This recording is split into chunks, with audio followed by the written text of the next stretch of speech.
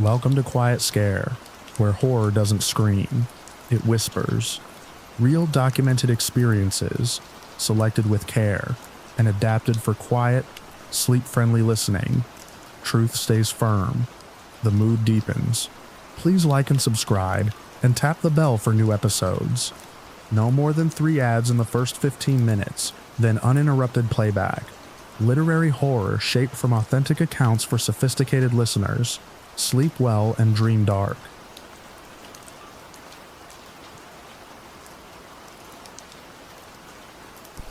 It started with the ticking, not the clock. I know what that sounds like. This was something else.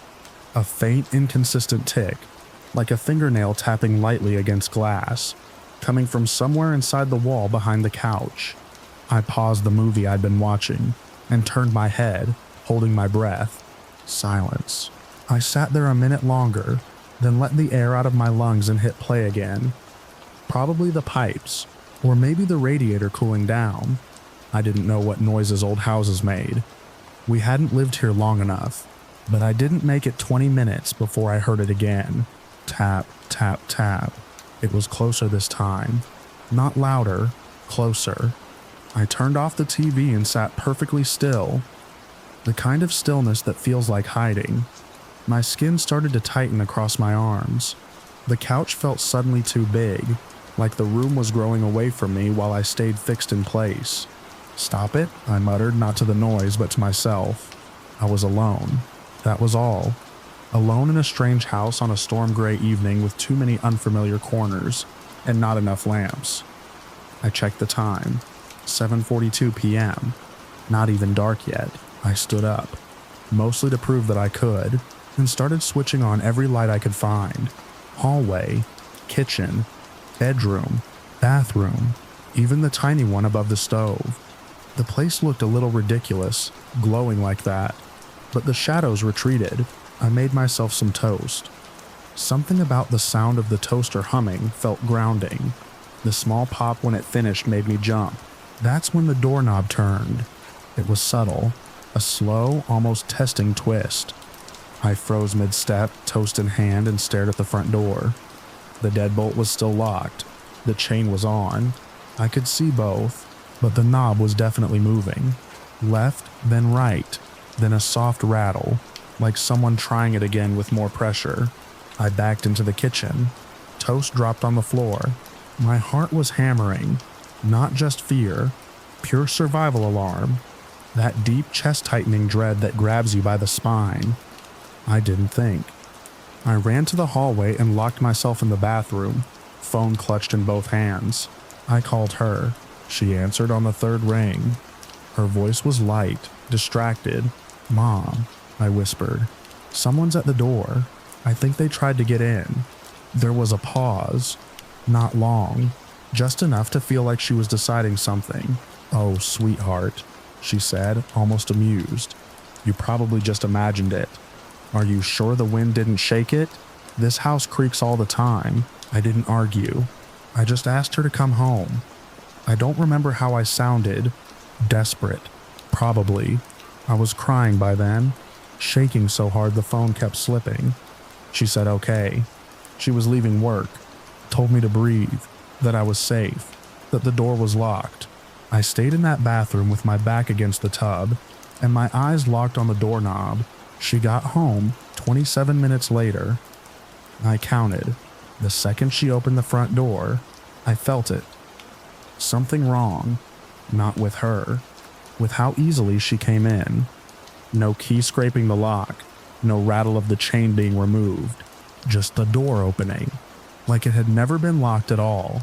I stepped into the hallway and saw her smiling at me, shaking her head like I'd called her over because I saw a spider. "You just got scared of being alone and made too much of it," she said, laughing a little. "I'm sorry." And that was it. I didn't say anything. My throat felt hollow. I didn't tell her that I had checked the deadbolt before hiding, that I knew I'd set the chain, that the door had moved.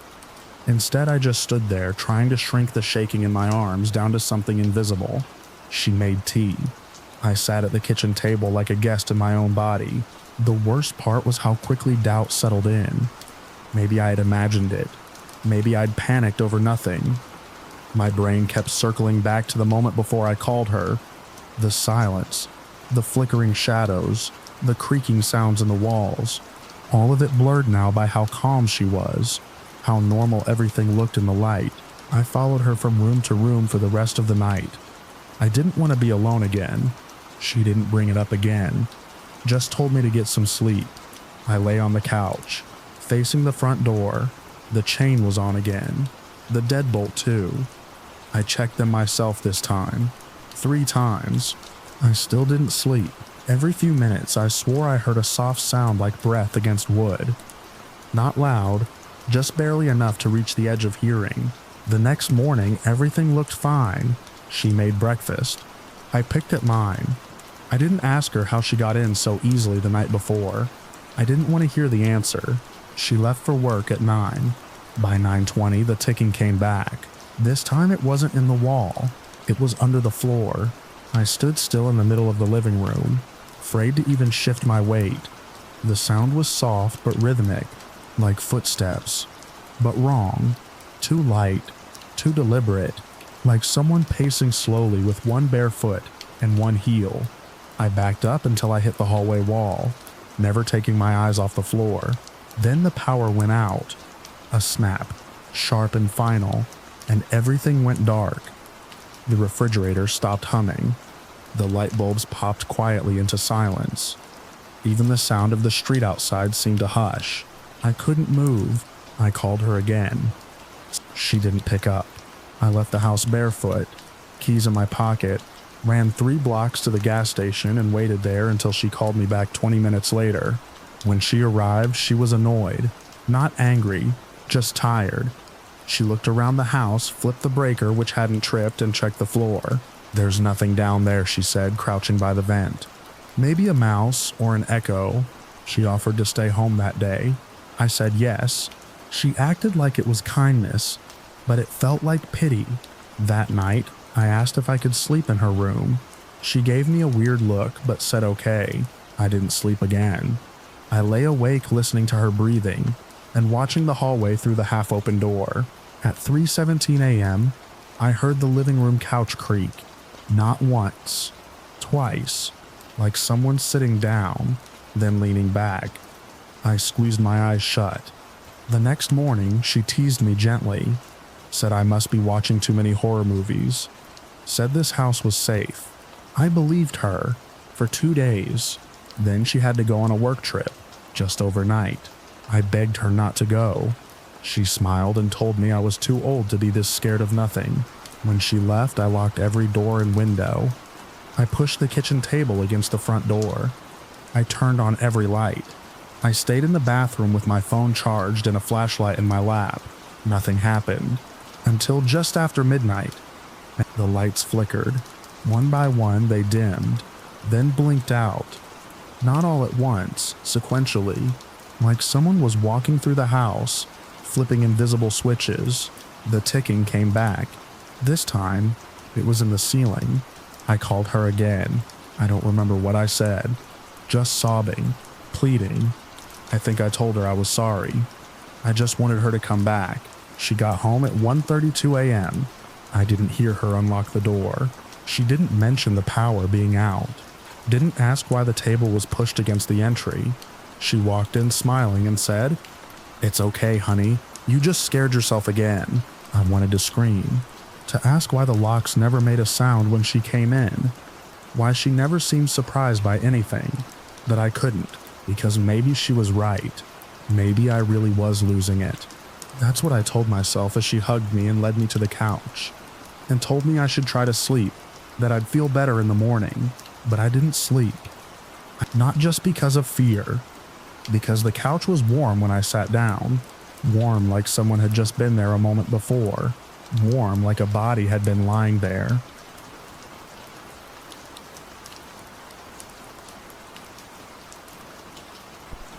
I first noticed the car before I noticed him. That old blue Chevy Caprice worn paint. Rust climbing up the wheel wells. And a dent low on the driver's side door, like someone had kicked it in hard. You don't forget a car like that. Not when you've seen it on the worst night of your life. It was the kind of car you expect to see half buried in snow behind some rusted out chain link in the outskirts, not crawling through city streets like it belonged. But there it was again, the morning after it all happened, creeping down Michigan Avenue like it had errands to run. I was at a corner store filling up my tank. My hands smelled like cold metal and gas. I hadn't slept the night before, not really, just kept replaying the alley, the shape that moved too fast behind me, the grip that yanked at my coat collar, the slam of a trunk somewhere close. I was never part of the plan. I just happened to be in the wrong place, a shortcut that went sideways, and I'd managed to get away when someone else didn't. That car burned into my memory right then. It was parked at the alley's mouth, engine idling, exhaust fogging the cold air. As I broke into a run, it pulled out fast, like it was trying not to be noticed and failing at it.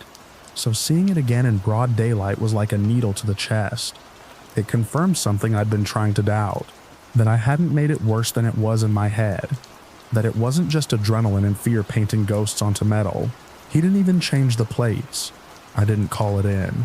Not at first. I just stared after it as it turned a corner and disappeared. My pulse stayed high for an hour after. I kept thinking if I called the cops, they wouldn't believe me. They barely had the night before. Sure, they took my statement, wrote things down. One officer, short, sharp features, scar under his eye, asked me to repeat the car's description twice. He circled Caprice in his notes. That was the only thing that made me think he might take it seriously. I went home, locked the doors. I couldn't even tell you what I did the rest of the day. Time split apart after the alley. I'd gone from a guy who caught the bus and stayed late at work, to someone who looked out windows before opening them. It's funny how fast you can fall into that version of yourself, the one who assumes they're being watched. The arrest came the next day. I found out through a news alert. Man arrested during traffic stop. Vehicle matched description from recent investigation. They didn't give names yet, but they mentioned an older model blue sedan, tied to an incident from 2 nights prior. When the photo finally posted, there was no mistaking him. Same build, same narrowed eyes. He looked annoyed, not scared, like someone who thought he was above whatever was happening. It turned out the cop with the scar had remembered the vehicle. That detail the Caprice had stuck with him. He saw it again while out on patrol and called it in. When they pulled it over, he didn't resist. Just sat there like he thought it was a mistake. It wasn't that. It wasn't that. And this tone cheats and peel what happened out of the motive it happened while pad. The article said he was being held without bail. There were multiple charges. They didn't name everything, but the language was hard. Felony assault, attempted kidnapping, aggravated conspiracy. There was mention of a broader investigation. That made sense. I knew there had to be more people involved. The alley incident had at least 3 sets of footsteps. One of them was his. The others, I didn't see faces. The judge handling his case didn't waste time. Within days, he ruled for the strictest punishment allowable by statute. That's what they said in the paper.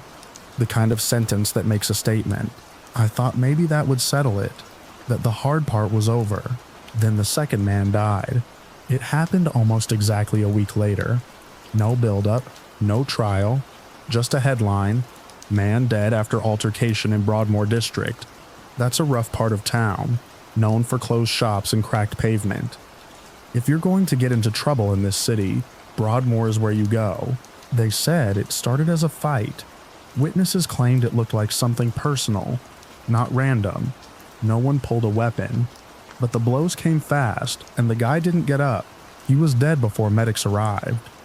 By the time police secured the scene, most of the crowd had already dispersed.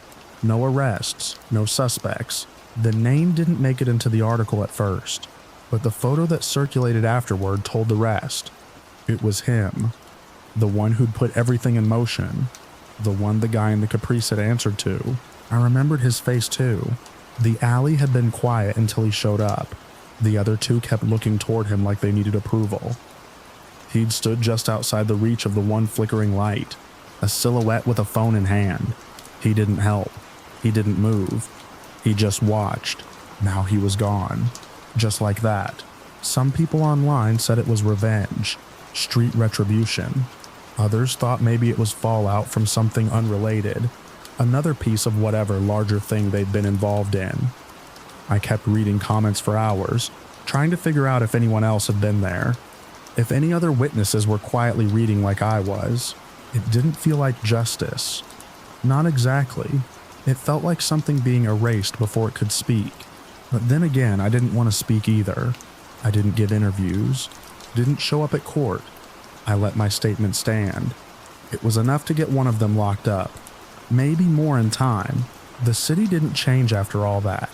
It stayed loud, always moving. But I changed. I noticed different things. I walked different routes. I kept my eyes up. Every now and then, I'd think I saw that caprice again. Usually a trick of light, a different car, wrong model. But for a second, I'd see the same dull blue, the same dent low on the door, and my stomach would turn. I know it's an impound now, rusting, evidence, forgotten. But in my head, it's still running, still making turns through the city, still showing up when it's least expected. Like a warning, or a reminder that justice doesn't always come cleanly. Sometimes it comes in fragments. Sometimes it leaves a scar.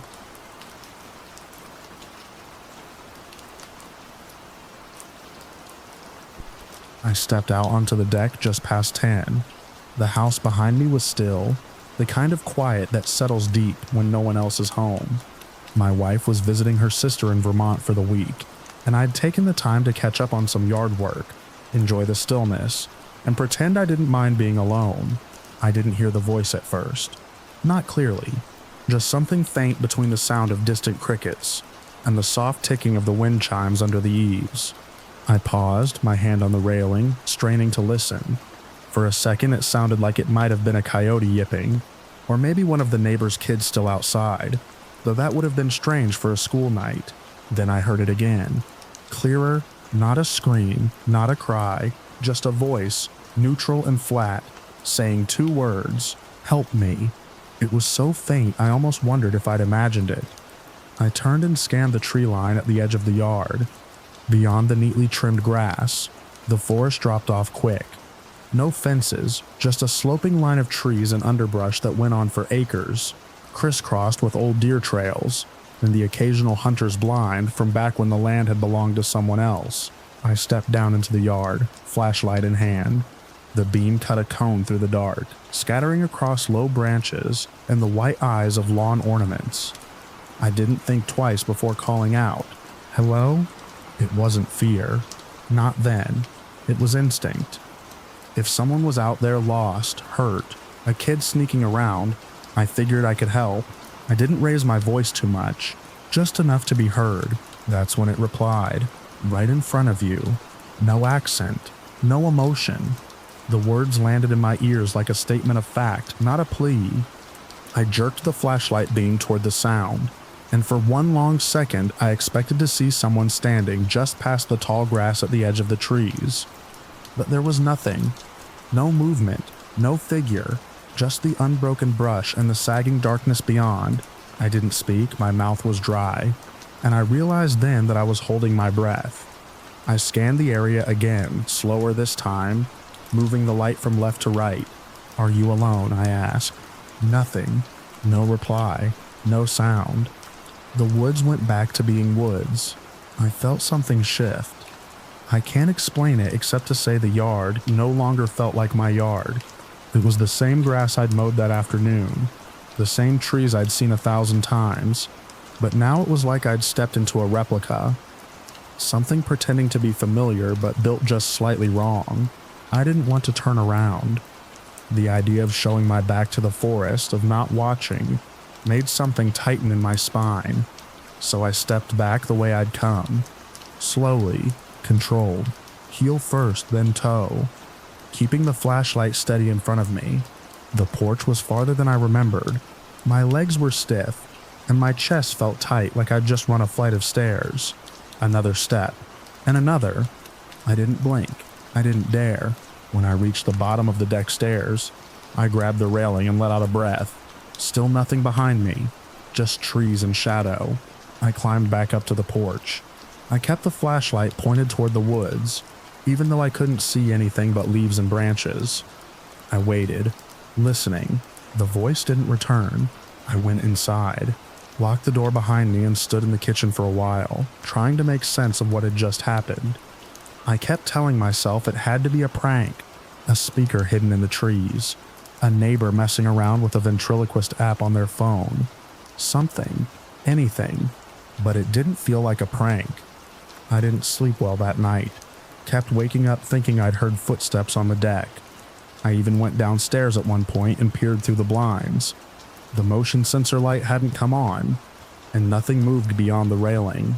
Still, I left all the lights on in the back half of the house. The next morning, I checked the woods. I walked the edge of the yard where I'd heard the voice. No footprints, no broken branches, just damp leaves and squirrels scattering through the brush. I went back inside and told myself it was over, but I didn't sit out there again. A few nights later, I was watching TV in the living room when I noticed the back porch light flicker. Just once, just a pulse. The bulb was new. I'd replaced it a week before my wife left. I muted the show and waited. Nothing else happened. The next day, I swapped the bulb out again and tightened the fixture. It held steady that night, no flicker. I started to feel like I'd been too jumpy. I told myself maybe the voice hadn't come from the woods.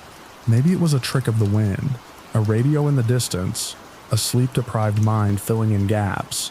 But that only lasted until the following weekend. It was raining, a slow, steady drizzle that turned the yard to mush and filled the gutters with clumps of pine needles. I was doing dishes, facing the window above the sink, when I saw it, a shape, small, low to the ground, right at the tree line, not moving, not waving or ducking, just still. I dried my hands and reached for the flashlight, but by the time I got back to the window, the shape was gone. No splash of mud, no bent grass, no sound of anything crashing through the brush. I went out anyway. I walked the deck and stood at the railing, trying to spot what I'd seen. The rain soaked through my sweatshirt in minutes. I scanned with the flashlight until my hand cramped. No voice came, no movement. I went back inside and locked the door again. I didn't tell my wife when she got back. Not at first. I wanted her to settle in, enjoy being home. I convinced myself it wasn't worth mentioning. Then one night a few weeks later, we were both watching a movie when she paused it and asked if I'd heard someone say something outside. I muted the TV. We both listened. Nothing. She shrugged it off. I tried to do the same, but I didn't forget. I started keeping a log. Every time I heard something unusual, faint words, odd footsteps, unexplained clicks on the glass, I wrote it down. It wasn't every night, just once or twice a month, enough to notice a pattern, enough to know I wasn't imagining it. I installed a camera facing the woods, motion activated. I checked it daily. A few times it caught deer, once a raccoon, but never anything out of place, never anything talking. The thing is, the voice never came when someone else was outside with me, never when the dog was in the yard, never when I was on the phone, only when I was alone, and only at night. I told myself it was nothing, a stress reaction, auditory hallucinations triggered by the silence. But last week, something changed. It was past midnight. I was in bed, reading. My wife was asleep beside me. The windows were cracked for air. I heard it again, not from the yard this time, not from the woods, from the deck. Help me. I didn't move. I didn't wake her. I just stared at the ceiling, every hair on my body stiff with cold. I heard the boards creak outside the window, just once, and then nothing. In the morning, I found nothing disturbed. No prints, no mud, no sign of intrusion. I haven't heard the voice since, but I also haven't stepped outside after dark. I don't go near the deck when the sun's down. I keep the curtains shut and the porch lights on. And still, sometimes, only sometimes, when the wind dips just low enough and the rest of the house is asleep, I swear I can feel it waiting, right in front of me.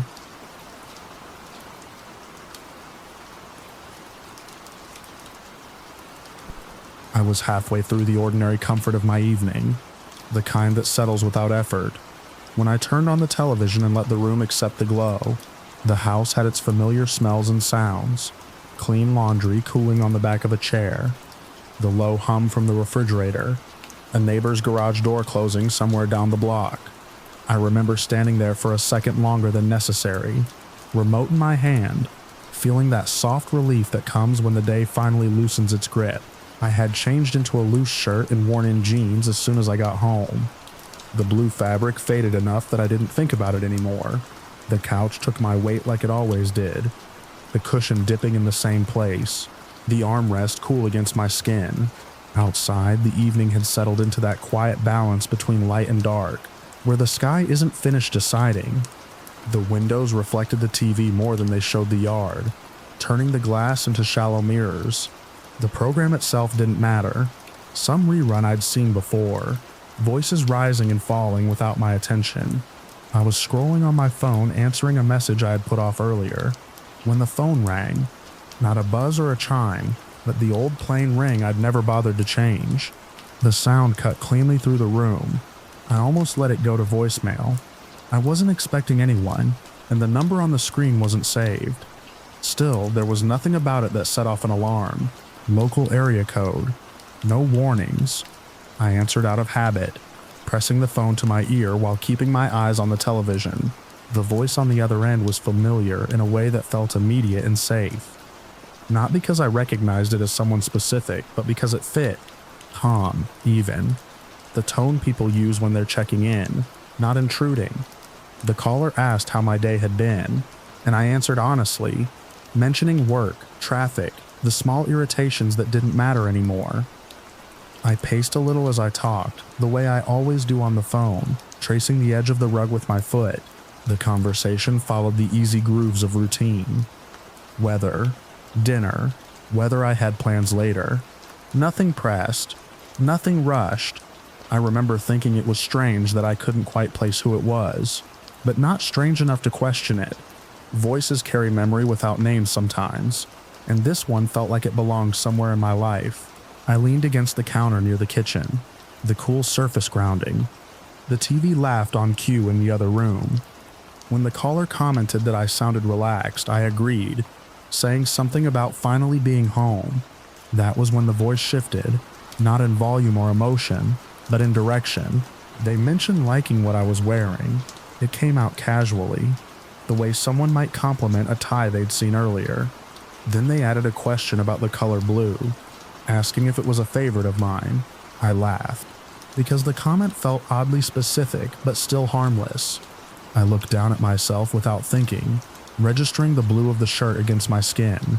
I said something non-committal about it being comfortable, about owning too many blue things. The caller acknowledged it, humming slightly, and the conversation moved on as if nothing had happened. For a few seconds, my mind stayed where it had been, floating in that after-work calm. Then the delay caught up. The words replayed, not louder, just clearer. Liking what I was wearing, the color blue. I stopped pacing. The kitchen seemed sharper, every edge more defined. There was no reason the caller should know what I had on. I hadn't posted anything. I hadn't mentioned clothes. The realization didn't arrive all at once. It assembled itself carefully, piece by piece, like furniture being put together in another room. I glanced toward the living room windows. From the inside, they showed only my own reflection layered over the TV's flicker. Outside was darker now, the yard a flat shape without detail. The caller kept talking, asking another ordinary question, waiting for my answer. I gave it, because my body hadn't caught up yet. My voice sounded normal to my own ears. I told myself there were explanations. A guess, a coincidence. Maybe I'd mentioned blue before. Maybe they'd seen me earlier in the day. The mind reaches for the nearest solid thing. As I listened, I became aware of how still the house was. The refrigerator had stopped humming. The neighbors were quiet. Even the TV felt muted, as if the volume had dipped when I wasn't looking. The caller's breathing was faint but steady, close enough that I could hear it between words. They asked if I was comfortable where I was sitting. Not prying, just checking. I said yes. My eyes traced the familiar layout of the room, the places where shadows pulled. The lamp by the chair was off. I reached out and turned it on with my free hand, flooding the corner with warm light. Nothing changed outside, the call continued, drifting through small topics that no longer landed. I was measuring time without counting it, waiting for something to make sense. The voice never stumbled, never corrected itself. It didn't sound excited or threatening. That was what made it worse. There was no edge to push against. When they mentioned a television show, commenting on a scene that had just ended, the room tilted. I looked back at the screen, then at the phone, then at the windows again. The caller described the scene accurately, down to a joke I'd half heard. They asked if I liked that actor. I didn't answer right away. The silence stretched, not awkward, just patient. My reflection in the window showed a person holding a phone, shoulders slightly raised, eyes fixed. I realized then that I was being observed in real time. Not remembered or guessed at, but watched. The house, which had always felt like a boundary, thin. Walls became suggestions. The front door, locked out of habit, seemed decorative. The caller hadn't said they were nearby. They didn't have to. The knowledge settled anyway, heavy and intimate. I asked who it was. The question came out flatter than I expected.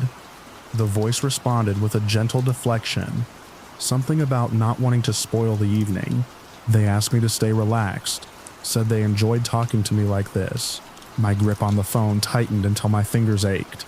I moved slowly toward the hallway, keeping my eyes on the windows as I went.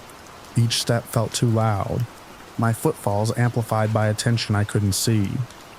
The caller commented on the movement, noting that I paced when I thought. That was the moment the last doubt fell away. I went into the bathroom and closed the door, leaning my weight against it. The small room smelled like soap and toothpaste, ordinary and safe in a way that now felt fragile. The caller kept talking, voice unchanged, asking if the light in there was too bright. I didn't respond. The silence on my end didn't bother them. They filled it easily, mentioning the color of the towel on the rack, the way the fan rattled if left on too long. Details that had never mattered until someone else knew them. My heart beat hard enough that I could feel it in my throat. I watched my own face in the mirror, pale under the light, eyes wide. I wanted to hang up, to call someone else, to do something decisive.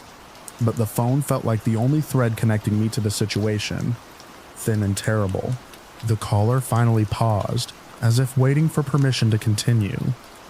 When they spoke again, they asked if I liked feeling seen, phrasing it as curiosity, not accusation. They reminded me that it was evening, that most people were home and relaxed, just like me. I slid down until I was sitting on the closed toilet lid, the door pressing against my back. The house made a soft sound somewhere, the normal settling of wood, and I flinched. The caller noticed. They told me it was just the house, nothing to worry about. I realized then that they were shaping my reactions, staying one step ahead, narrating my fear as it formed. There was no rush in them, no demand. The threat was already complete, contained in the fact of their awareness. When I finally ended the call, my fingers shaking as I pressed the screen. The sudden quiet was worse than the voice had been. The phone went dark, the bathroom light hummed. I stayed where I was, listening, waiting for something else to happen. Nothing did. After a long while, I stood and opened the door. The hallway was unchanged. The living room still glowed with the television, now showing a different program without my noticing the switch. Outside, the yard remained empty, the darkness smooth and undisturbed. I checked the locks again. Every one of them, my movements careful and deliberate. I closed the curtains, though I knew it was too late for that to matter. The blue shirt felt suddenly conspicuous against my skin, like a signal I hadn't meant to send. I turned off the TV and let the house fall into a deeper quiet. Sitting on the edge of the couch, phone face down beside me, I tried to remember when my home had last felt entirely mine. The thought slipped away before I could hold it, leaving me with the image of my own reflection in the darkened window, watching itself being watched.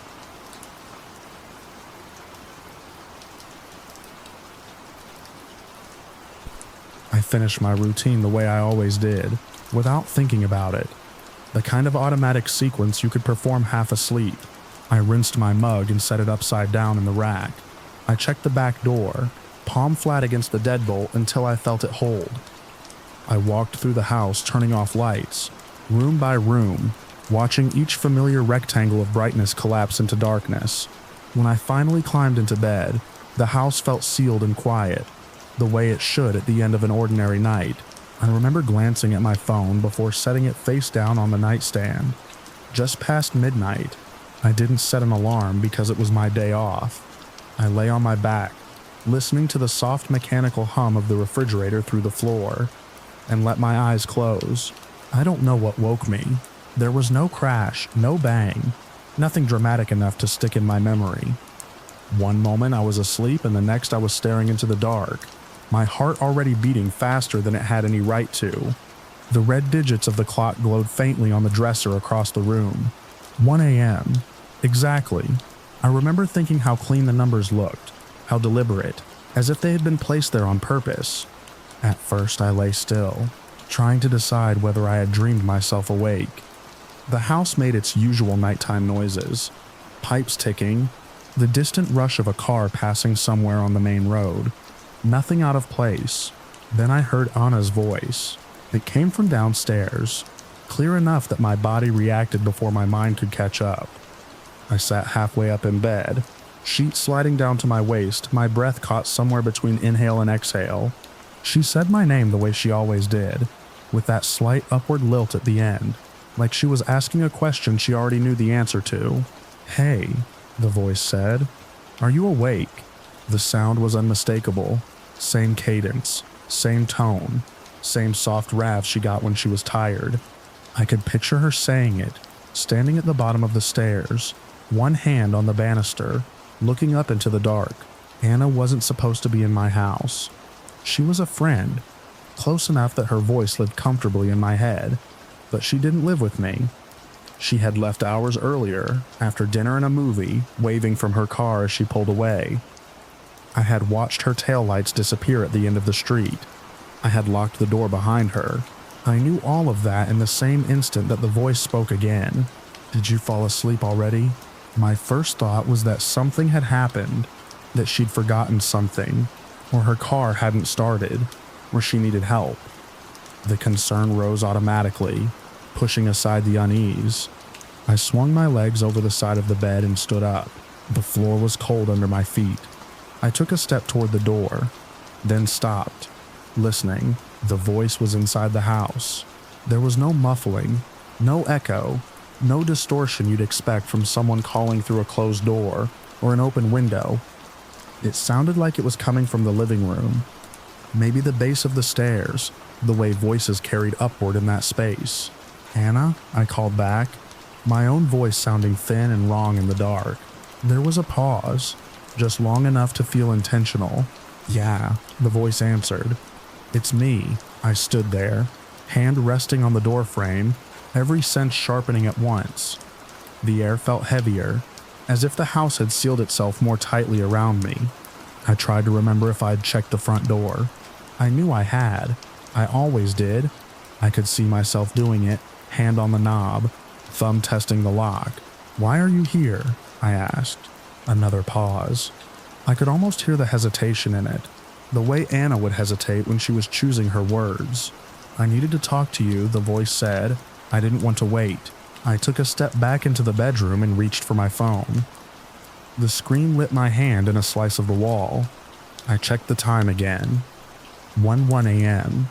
No missed calls. No messages. I opened our text thread, half expecting to see something new appear. Some explanation that would make this make sense. Nothing. "Anna," I said, keeping my voice low. "How did you get in?" "I used the door," the voice replied.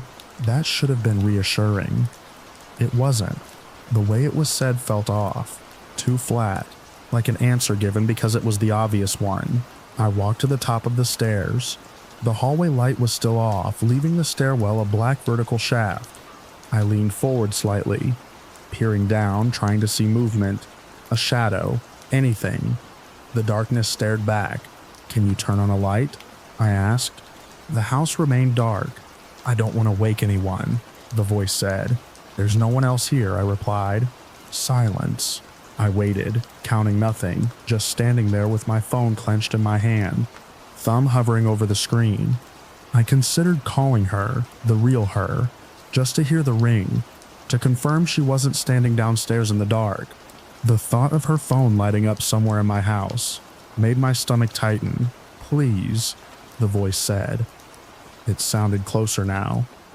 Or maybe I was imagining that. "Just come down here." I had the distinct impression then that whatever was speaking knew the layout of my house.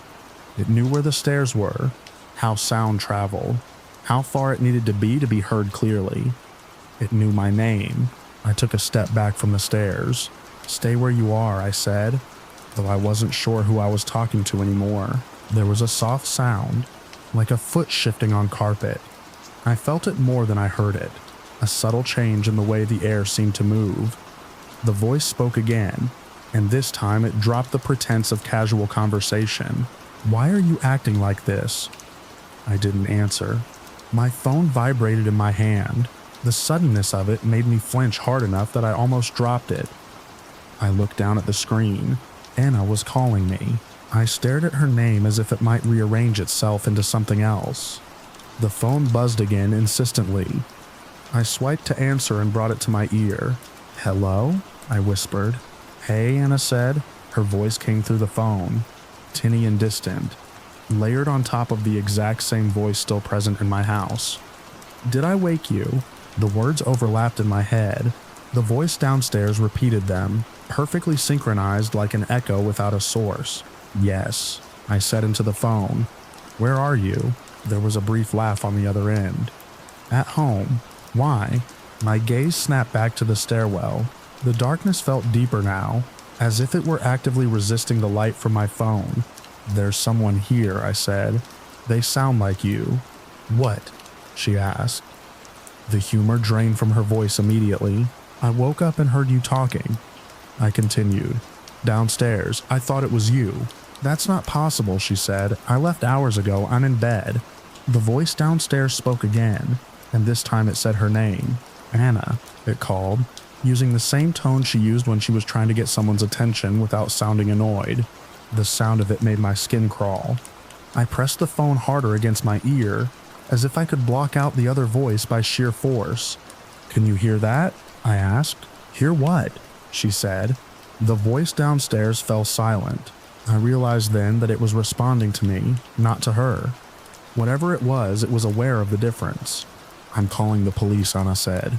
"You need to get out of the house." "I can't," I replied automatically, though I didn't know why I felt that way. My feet felt rooted to the carpet. My body caught between the urge to run and the certainty that turning my back on the stairs would be a mistake. "Listen to me," she said. "Go outside. Right now." I took a step toward the bedroom window, then stopped. The voice downstairs spoke again, louder this time, filling the open space of the house. "Don't," it said, and it sounded exactly like fear. I hung up. The silence afterward was oppressive. A thick blanket pressed over my ears. I stood there shaking, trying to process what I had just heard. My phone screen went dark, leaving me in near total darkness again. Slowly, carefully, I backed into my bedroom and closed the door. I locked it, the click of the mechanism sounding absurdly loud. I slid down until I was sitting on the floor with my back against the bed, knees drawn up, phone clutched to my chest. From the other side of the door, I heard Anna's voice one last time. "I just wanted to talk," it said quietly. Then there was nothing. No footsteps. No retreating sounds. Just the house settling back into its usual nighttime rhythm, as if nothing had happened at all. I stayed there until dawn, watching the thin gray light creep under the bedroom door, listening to every sound with equal parts dread and hope. When the sun finally rose enough to make the house feel ordinary again, I opened the door and went downstairs. Everything was exactly where I had left it. Doors locked, windows closed, no sign that anyone else had been there. Anna came over later that morning, pale and shaken. We walked through the house together, checking every room, every closet, every corner. We found nothing. I never heard that voice again. But sometimes when the house is quiet and the lights are off, I wake up around 1 a.m. for no reason at all. And for just a moment, I'm certain I'm not alone.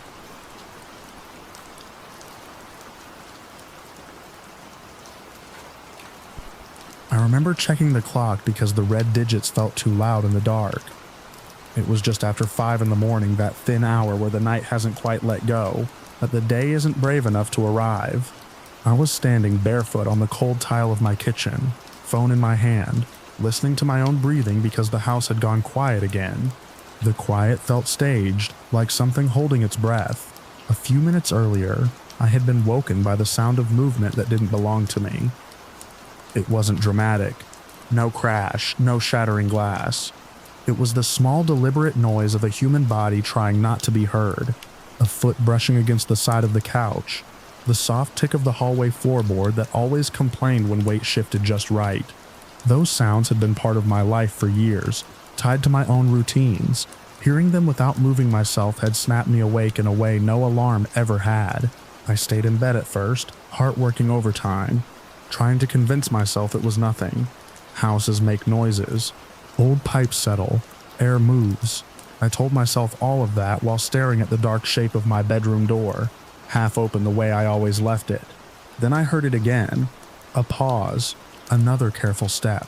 Too controlled to be the house. I didn't shout. I didn't grab anything dramatic.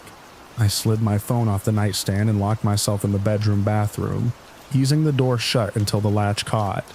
I called the police with my back against the tub, whispering my address like the walls were listening. I told the dispatcher there was someone in my house. She asked questions in a calm voice, and I answered them while staring at the crack under the door, waiting to see a shadow.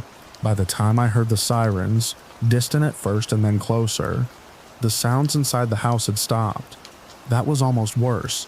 Silence gave my imagination too much room. When the knock finally came, firm and official, it felt unreal, like it belonged to a different morning than the one I was having. I unlocked the bathroom and the bedroom, moving slowly, checking corners the way I'd seen people do in movies, even though I had no idea what I was looking for. The officers stood in my living room, their presence changing the space just by being there. Uniforms, radios, boots on my rug. They asked me to explain what had happened. I did, sticking to what I'd heard and where I'd been. One of them took notes. The other watched the hallway, alert but calm. They searched the house while I stood by the front door, arms wrapped around myself.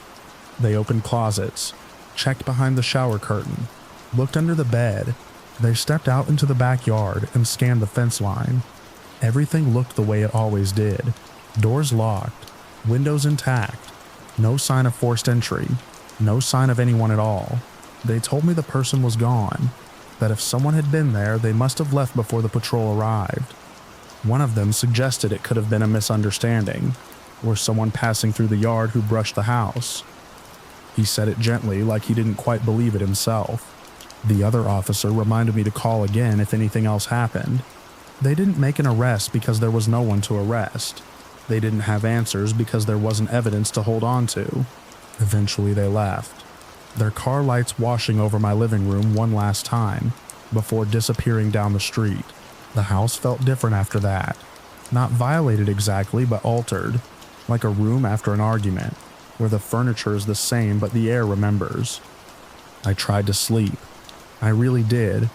I lay in bed and stared at the ceiling, listening for sounds that never came. Every creak made my muscles tense. Every distant car sent my thoughts spiraling. I replayed the officer's search in my head, second-guessing it. Did they look everywhere? Did they miss something obvious? Was I overreacting? Was I underreacting? When the sun finally came up, it didn't bring relief. Morning light showed me my familiar space, but it also made it clear how exposed everything was.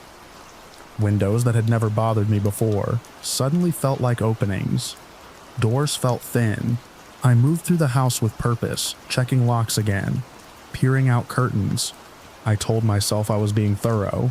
I told myself it was temporary. I had to go to work. The routine mattered, I told myself. Normalcy mattered. I showered, dressed, packed my bag. I drank coffee that tasted wrong because my hands were shaking. I left the house and locked the door behind me, checking it twice, then a third time. The street looked the same as it always did. Neighbors' cars sat in driveways. Someone down the block was already mowing their lawn. The ordinary world hadn't noticed my private crisis. At work, I was there, but not there. I answered emails. I sat in meetings. I smiled when appropriate. Underneath it all was a constant low-grade buzz of worry. My phone felt heavier in my pocket. Every notification made my heart jump. I kept thinking about the house. Empty now, waiting.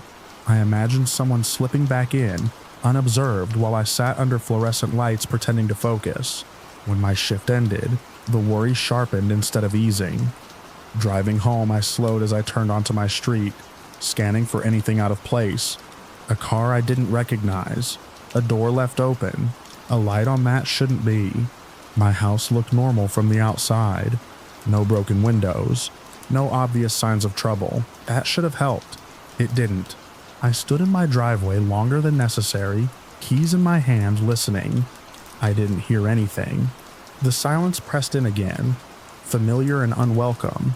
I unlocked the door and stepped inside, heart pounding, ready to bolt at the first wrong sound. Everything was where I'd left it. Couch cushions undisturbed, chairs pushed in, no new smells, no signs of someone else's presence. I walked through each room slowly, checking corners, opening closets just like the officers had. The house was empty. It was fine. I told myself that over and over, like a mantra. That evening blurred into a series of checks and rechecks. I cooked dinner and barely tasted it. I sat on the couch and stared at nothing, listening to the house breathe. Every sound had meaning now. The refrigerator cycling on, the tick of cooling metal, the wind brushing the siding.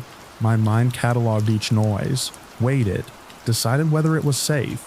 Night came again, and with it the memory of how this had all started. 5 a.m. felt too close, like a threat on the calendar. I locked the doors, set the alarm, turned on lights I usually left off. I lay in bed fully clothed, phone on my chest, eyes open. Sleep didn't come easily. When it did, it was shallow and easily broken. In the days that followed, the fear didn't fade the way I expected it to. It settled in. I went to work, came home, checked the house. I slept poorly. I jumped at sudden noises. I replayed the officer's words in my head, especially the part where they said to call again if anything else happened. It felt like unfinished business, like an open loop that never closed. Friends told me it would pass, that nothing had actually happened, that the police had checked and everything was fine. I nodded and agreed because it was easier than explaining how wrong that sounded. Something had happened.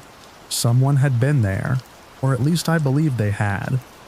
The lack of an arrest didn't erase the memory of those sounds, or the way my body had reacted. The fact that no one was found didn't make me feel safe. It made me feel unseen. I became hyper-aware of patterns. I noticed when cars slowed near my house. I noticed footsteps on the sidewalk. I noticed shadows in windows that weren't there when I looked twice. I knew intellectually that anxiety could do this, that stress could sharpen perception until it cut you. Knowing that didn't stop it. The house remained unchanged, stubbornly normal, the same furniture, the same scuffed floorboards, the same ticking clock. And yet I never felt fully alone in it again. Even when logic told me I was, my body disagreed. It stayed ready, coiled, waiting for something to confirm its fear. I still think about that morning, about how quickly the police came, and how quickly they left, about the way authority and procedure couldn't give me closure. They did their job. I don't blame them. There was nothing to find. That's what they told me. That's what the empty room showed me. And yet, the absence of answers became its own kind of presence, something that followed me through my days and nights. Sometimes, when the house is quiet and the light is just right, I catch myself listening harder than I need to, waiting for a sound that proves I wasn't wrong, waiting for something to justify the fear that still hasn't let me go. The clock still glows red in the dark. 5 in the morning still feels closer than it should. And even now, when everything appears fine, I can't shake the feeling that whatever left that night didn't take the fear with it.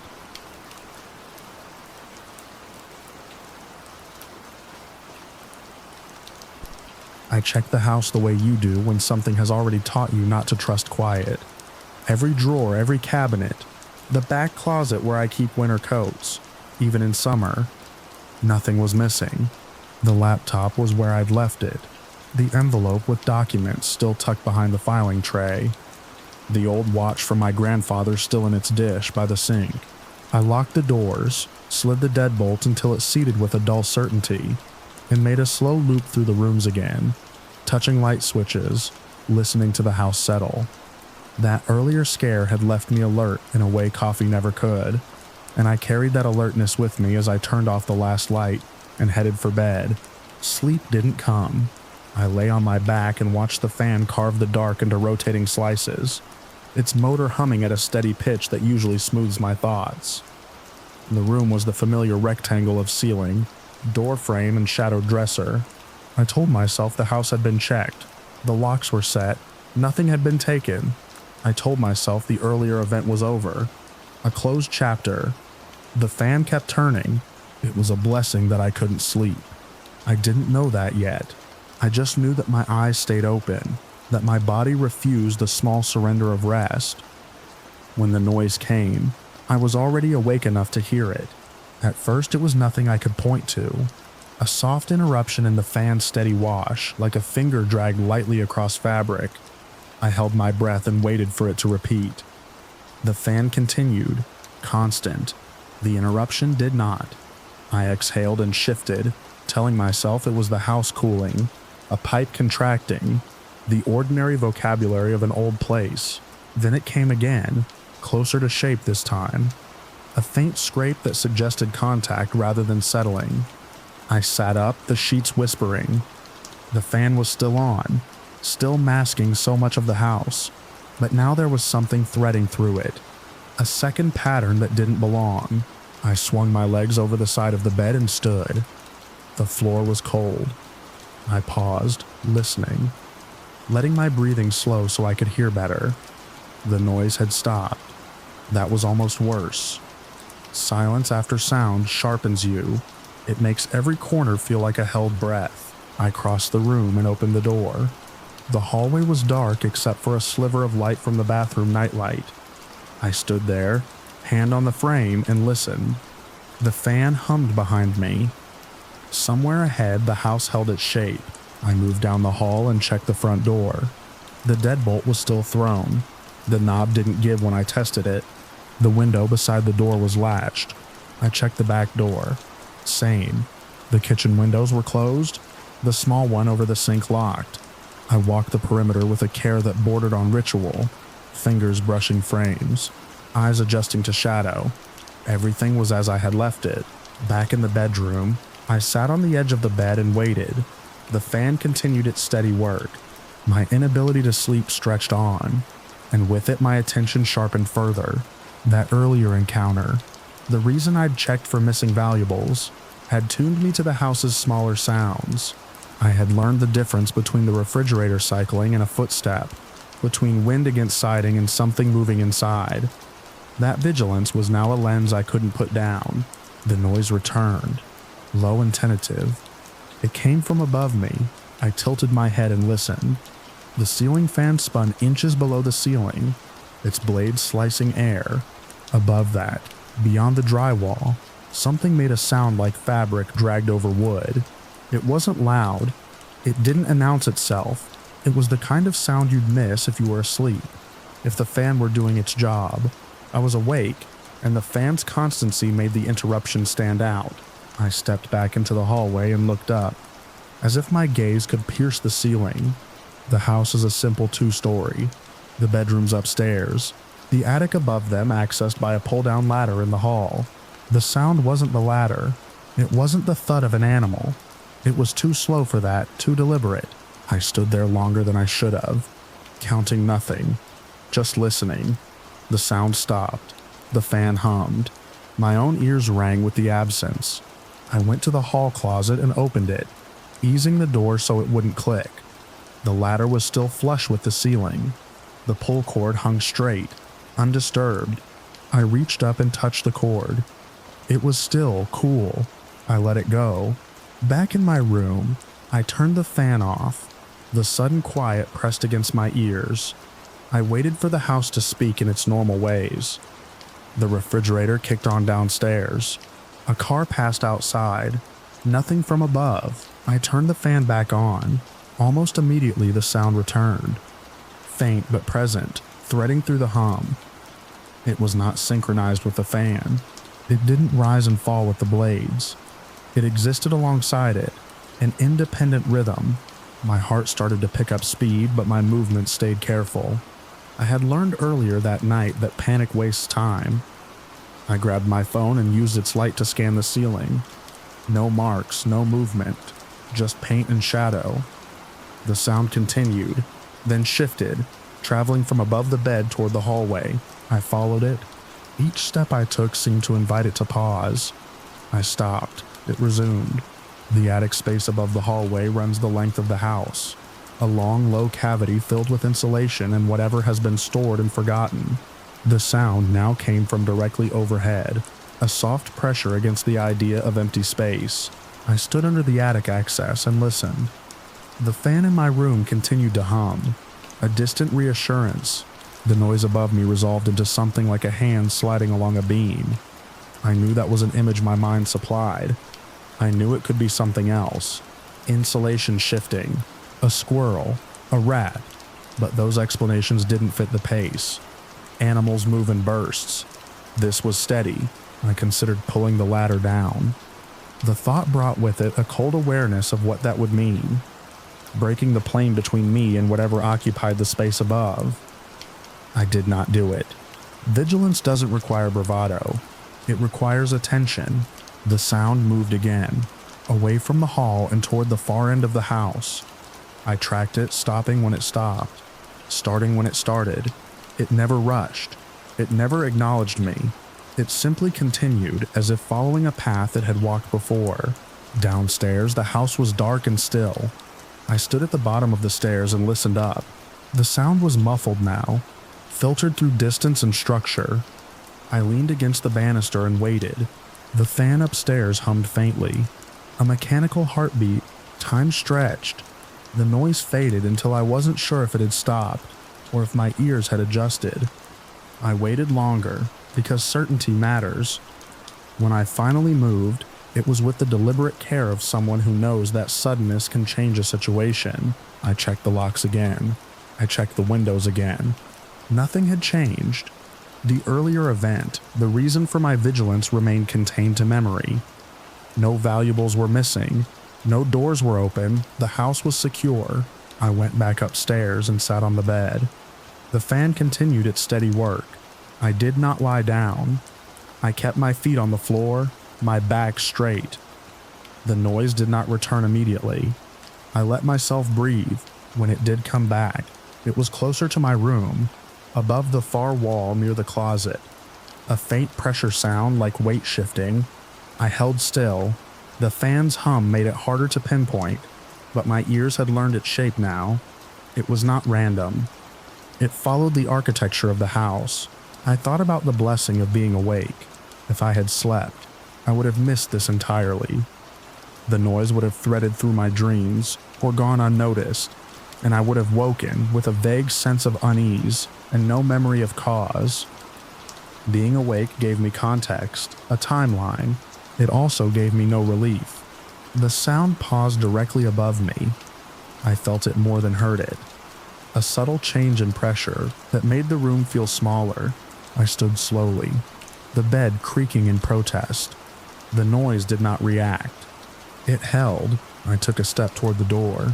The noise shifted, moving away. It was not fast. It did not scramble. It retreated with the same measured pace it had arrived. I followed until it reached the hall again, then stopped. There is a point where pursuit becomes invitation. I did not cross it. Eventually, the house settled back into its ordinary language. The refrigerator cycled. The fan hummed. Outside, the wind moved through trees. The attic above me was quiet. I did not sleep. I sat until the dark lightened at the edges, until morning announced itself with color rather than sound. When the sun finally made the hallway visible without a light, I went back to the attic access and pulled the ladder down. The smell of insulation and dust met me. I shone my phone's light into the space and saw nothing out of place. No disturbed boxes, no tracks I could recognize, just beams, insulation, the long, low geometry of storage. I closed the ladder and stood there, listening. The house was quiet in the way daylight makes possible. Whatever had moved above me had left no mark I could point to. The only evidence was my own alertness, sharpened by an earlier scare, carried through a sleepless night, and justified by sounds that did not belong. I locked the doors again before I left for the day, though they had never been unlocked. The habit felt necessary now. Vigilance had become part of the house, another fixture I would live with. That night taught me that intrusion doesn't always take what you can count, that anxiety can be earned by the smallest disturbances, and that sometimes the only thing standing between you and the unseen is the simple blessing of being awake.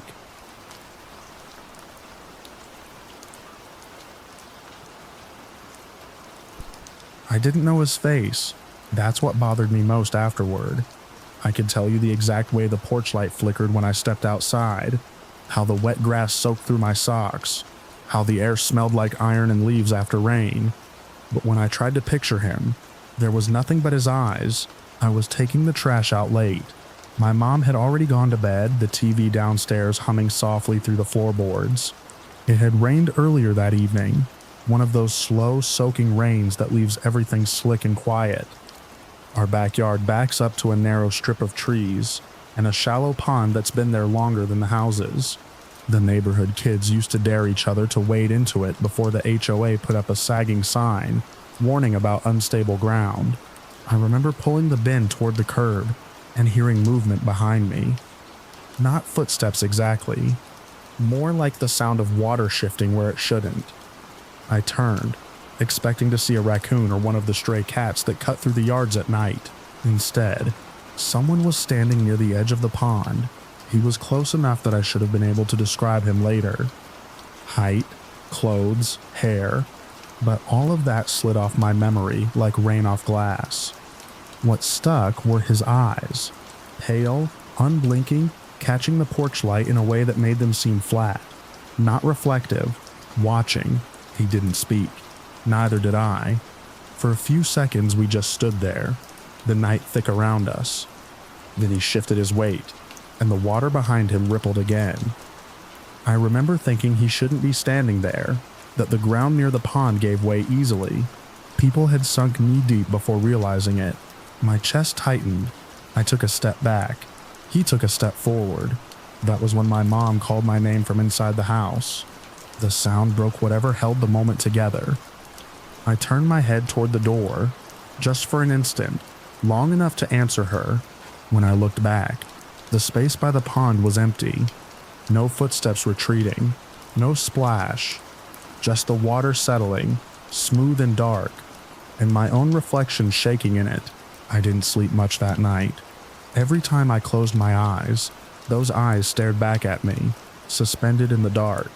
In the morning, I tried to tell myself it had been a trick of light, exhaustion, nerves, the kind of thing that happens when you're half alone and your brain fills in gaps. The news came the next day. I was eating cereal at the kitchen table when the local channel cut to a short segment.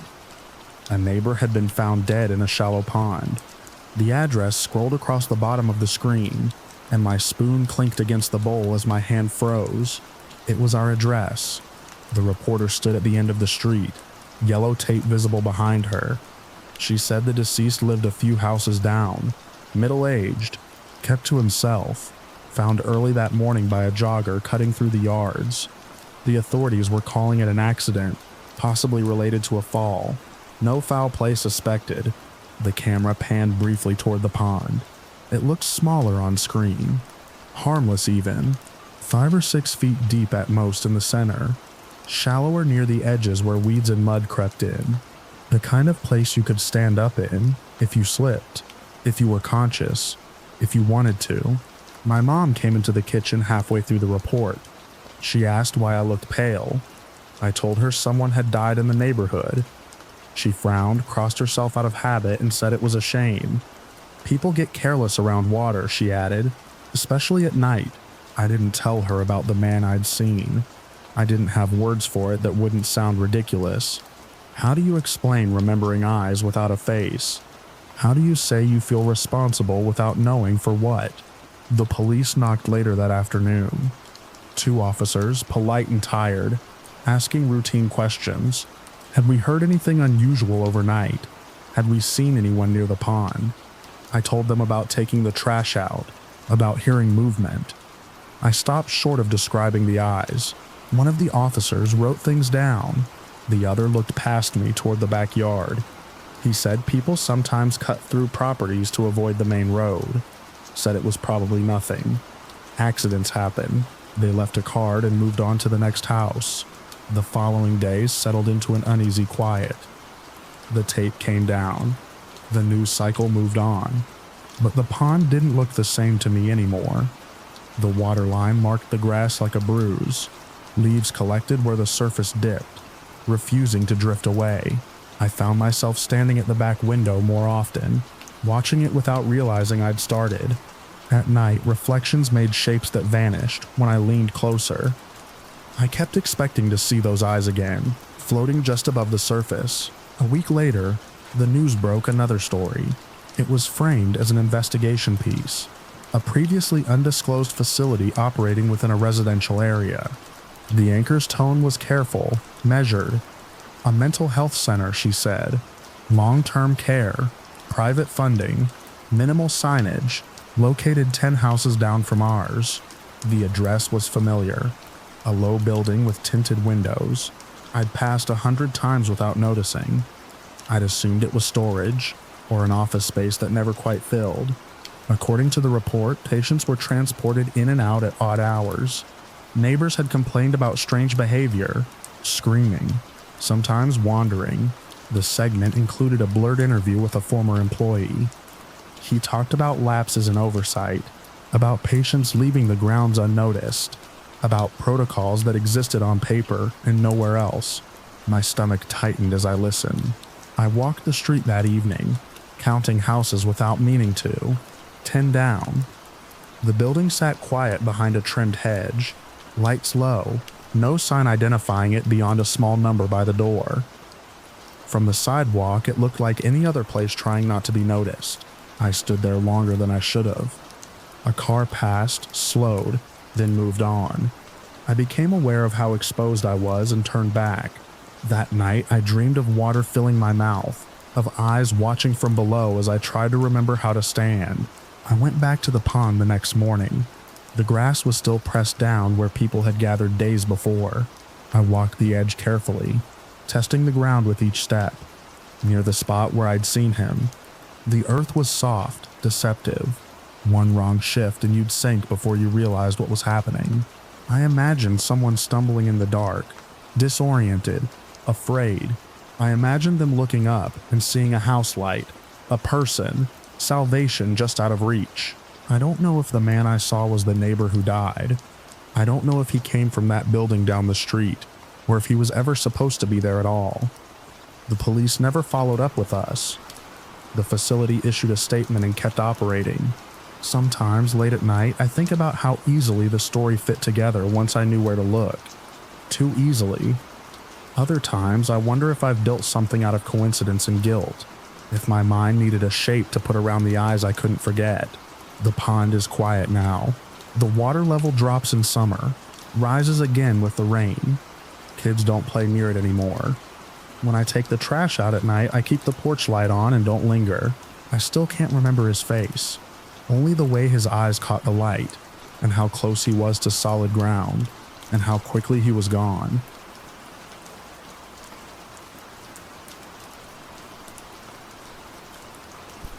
The alert came through my phone as a hard vibration against the kitchen counter, rattling next to a glass I hadn't moved since dinner.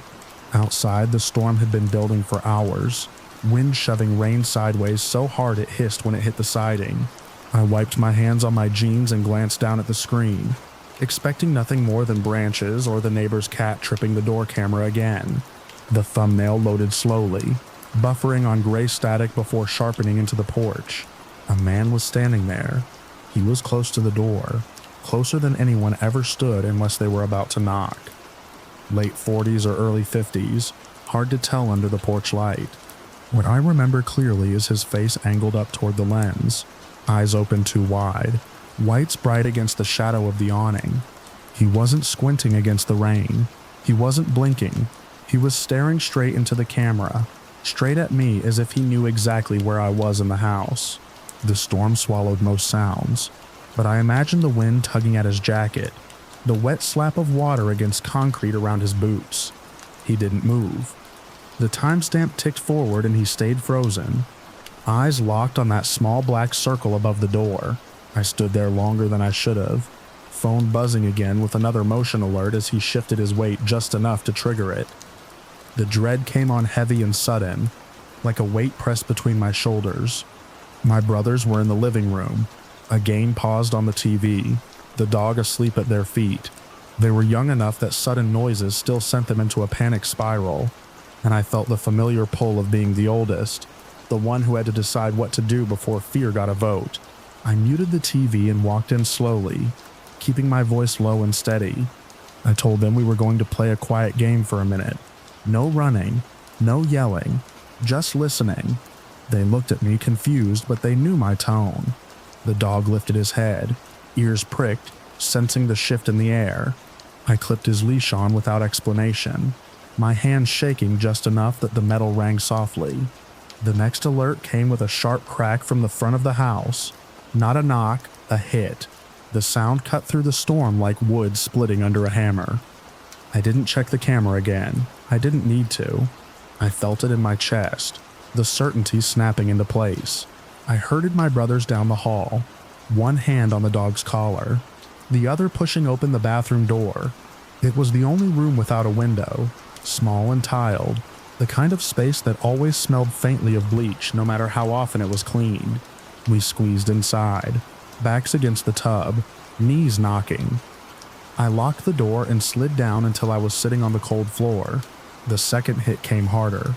The doorframe groaned, a deep animal sound that made my youngest brother clap his hands over his ears. I pressed a finger to my lips, feeling my heart hammer so hard I thought it might make noise on its own.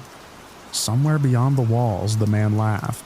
It wasn't loud, it wasn't manic, it was low and breathy, threaded with something like relief, as if he'd finally gotten what he came for. The sound slipped under the storm and into the house, and my stomach twisted when I realized he wasn't rushing. He was taking his time. I dialed 911 with shaking fingers, keeping the phone close to my chest. I whispered our address, the words tumbling out faster than I could organize them. The operator's voice was calm, a steady line I clung to as she told me officers were on the way, told me to stay quiet, told me to keep the door locked. I nodded even though she couldn't see me, counting the seconds by the drip of water from the dog's fur onto the tile. The front door gave way with a final crack that sounded like a gunshot in the confined space of the house. Wood splintered. The wind surged in, carrying rain and the smell of wet asphalt. His footsteps followed, heavy and deliberate, tracking across the entryway. Something glass shattered, the sharp tinkle echoing down the hall. A picture frame maybe, or the mirror by the stairs. We huddled together, my brother's shoulders pressed into my sides, the dog trembling so hard his nails clicked against the floor. I wrapped an arm around him, feeling the heat of his body, the fast thud of his heart. I kept my other hand on the phone, the operator murmuring reassurance I barely heard over the noise of destruction creeping closer. The man moved through the house like he owned it. Drawers slammed, cabinets ripped open. I heard the thud of something heavy being knocked over, then another burst of laughter when it hit the floor. The sound scraped along my nerves. It didn't sound like someone searching. It sounded like someone enjoying himself. A door banged open down the hall, one of the bedrooms. I pictured him tossing mattresses aside, ripping curtains from rods, tracking mud across carpet we'd vacuumed that afternoon. Every crash made my brothers flinch, and I tightened my grip, silently begging them to stay still, stay quiet. The bathroom light was off, the room lit only by the thin line of illumination under the door, flickering as shadows passed back and forth. At one point, the footsteps paused right outside. I held my breath until my lungs burned, convinced he could hear it. The doorknob rattled once, a testing motion that sent a shock through me so sharp I almost cried out. The lock held. There was a moment of silence, so complete it felt like the storm had stopped just to listen. Then he moved on, the pressure lifting just enough for me to drag in a shallow breath. The operator whispered that the police were close now, that I was doing the right thing. I stared at the bathroom door, tracing the grain of the wood with my eyes, trying to anchor myself to something solid and unchanging. The rampage continued. The crash of the coffee table, the wet rip of the couch cushions tearing open, a metallic clang from the kitchen that made me think of the knife block hitting the floor. Each sound painted a picture I didn't want, my mind filling in details I had no business imagining. I focused instead on my brothers' faces, pale and rigid, eyes wide in the dark, trusting me to keep them safe. Sirens cut through the storm at last, distant at first, then growing louder, closer. The man reacted instantly. His movements changed, losing their lazy rhythm. He cursed, the words slurred and ugly, and something heavy slammed against a wall, hard enough to make the bathroom door shudder in its frame. He ran, footsteps pounding toward the back of the house, then fading as a window shattered, and the night swallowed him whole. We stayed where we were until the operator told me it was okay to come out. The house felt wrong when I opened the door. Too open, too exposed, rainwater pooling on the floor near the entryway, wind rattling what was left of the door. Police lights painted the walls in red and blue, slicing through the wreckage. They took our statements while another officer walked the perimeter, flashlight beam cutting through the rain. They didn't catch him that night. They told me he'd likely been watching the house for some time, waiting for the storm to cover his approach, waiting for the moment to turn looking into breaking in. I nodded and thanked them, my voice sounding far away to my own ears. After they left and the storm finally began to ease, I sat on the bathroom floor again, back against the tub, listening to the quiet settle in around us. The house was a mess, splintered and violated, but my brothers were alive. The dog curled against my leg, breathing steady at last. I stared at the door, at the deep gouges where it had given way, and thought about those wide-open eyes on my phone screen, watching, waiting until the night gave him permission to step inside.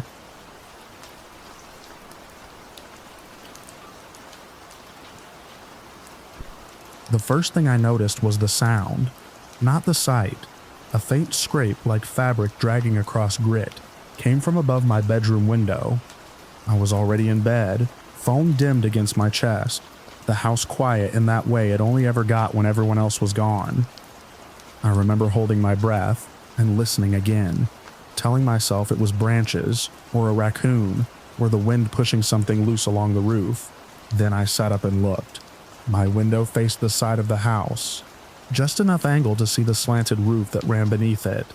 At first, all I saw was darkness and the pale reflection of my own room. Then something shifted, a shape separated itself from the roof line, rising slowly, deliberately until it resolved into a person. He was close, too close. A man in a black hoodie was crouched on the roof outside my window, one hand braced against the shingles, the other hanging loose at his side. The hood was up, pulled forward, so I couldn't see his face. He wasn't trying to hide exactly. He was just there, balanced and still, like he had all the time in the world. I didn't scream, I didn't move, I don't know if he could see me through the glass, but the thought that he might was enough to lock my body in place. The only thing I could hear was my own pulse, loud and uneven, filling my ears. After a few seconds that felt much longer, he shifted his weight and leaned closer to the window. The glass reflected the black of his hoodie back at him, turning him into a dark double layered over my room. I watched his shoulder rise and fall, slow and calm, and I realized he wasn't trying to get in. Not yet, he was looking. I slid my phone off my chest and down into the blankets, the screen lighting my hands. I didn't want the glow to carry. My fingers shook as I typed, and I had to erase and retype the message twice before it made sense. I told my mom there was a man on the roof outside my window. The reply came faster than I expected. She told me to lock my door, lock every door, and call 911 if he tried to get inside. She asked where Alex was, and I had to remind her that my brother wasn't due back until later. That was part of why I was alone. Part of why the house felt so exposed all of a sudden. Like the walls had thinned. I didn't look back at the window while we texted. I kept my eyes on the phone, on the words. Like that could hold the situation in place. When I finally glanced up again, the roof was empty.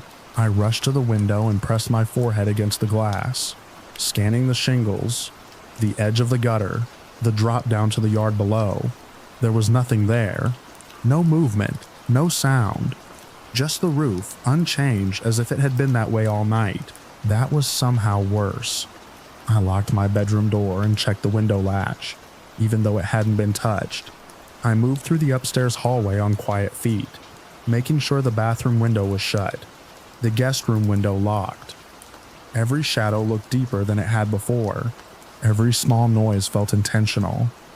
Downstairs, I slid the bolts into place on the front door and checked the back, my hand lingering on the knob longer than necessary. The house smelled the same as always, faintly of detergent and old wood, but it didn't feel like mine anymore. It felt like a place I was borrowing temporarily, and someone else knew it. When I went back upstairs, I kept the lights off. I didn't want to advertise where I was. I sat on my bed with my back against the wall farthest from the window and tried to breathe normally. I told myself to stay awake. I told myself that if he came back, if I heard anything, I would call for help right away. But the adrenaline ebbed in uneven waves, leaving me hollow and exhausted. At some point, without meaning to, I lay down. I don't know how long I slept. Minutes, maybe. An hour. The house was silent when I opened my eyes, the darkness thicker than before. For a moment I forgot why my heart was already racing. Then it came back to me all at once, sharp and cold. I was still staring at the ceiling when I heard it. A sound from downstairs. Not a bang or a crash, but the distinct, unmistakable click of the front door, unlocking, followed by the soft creak of it opening inward. I sat up so fast I felt dizzy. My first thought was that I had imagined it, that my mind was filling in details because it wanted a reason to panic. My second thought was that maybe Alex had come home early and hadn't texted. That explanation lasted exactly as long as it took for the confusion to set in. Alex always texted. He never came in quietly. He never unlocked the door and slipped inside like that. The sound came again. Footsteps, slow and careful, crossing the entryway. I grabbed my phone and held it with both hands, the screen lighting the room despite my efforts to keep it dim. I watched the door, waiting for it to move, waiting for someone to knock or call my name. Nothing. The footsteps continued, deeper into the house. I could hear them on the hardwood, a measured pace that suggested whoever it was knew where they were going. I thought about calling 911 right then, my thumb hovering over the screen, but something held me back. A stupid, hopeful part of me still wanted this to be a misunderstanding, still wanted it to be safe. I texted my mom again. My message is shorter this time, less coherent. I told her the front door had opened. I told her someone was inside. She told me to call 911. Now, I did. I whispered my address into the phone, my voice shaking so badly I had to repeat myself. I stayed in my room while I talked, the door locked, my body pressed against it as if that could keep it closed. The operator's voice was calm, steady, asking questions I answered automatically. Was I alone? Were any weapons visible? Where was I in the house? While I spoke, The footsteps stopped. The silence that followed was unbearable. It felt deliberate, like whoever was downstairs had decided to listen. I lowered my voice even more, barely breathing between words. The operator told me officers were on the way, told me to stay where I was. I don't remember hanging up. I remember the house holding its breath with me. Something moved downstairs again, a drawer sliding open, the faint clink of something being set down on a counter. Ordinary sounds, domestic sounds, twisted by context into something threatening. I pictured the man from the roof moving through our kitchen, touching our things, learning the layout of the house in the dark. I stayed where I was, knees pulled up, phone clutched so tight my fingers ached. I kept thinking about the roof, about how easily he had gotten up there, how close he had been to my window. I wondered how long he had been watching before I noticed. I wondered how long he had been planning to come inside.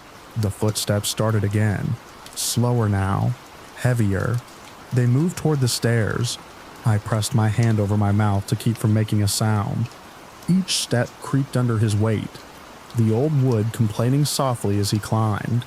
I counted without meaning to, each creak another inch closer to the top. The hall light downstairs flicked on, flooding the stairwell with a weak yellow glow. The light stopped at the landing. I could see the line of it under my bedroom door, cutting the darkness in half. A shadow passed through it, stretching and distorting as it moved.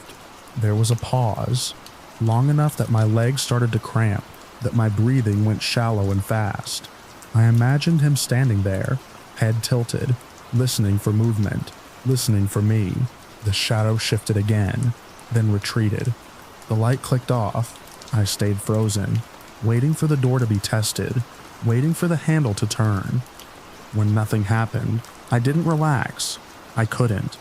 The footsteps moved away, back down the stairs, and then I heard the front door again. The same soft creak, the same careful close. The house went still.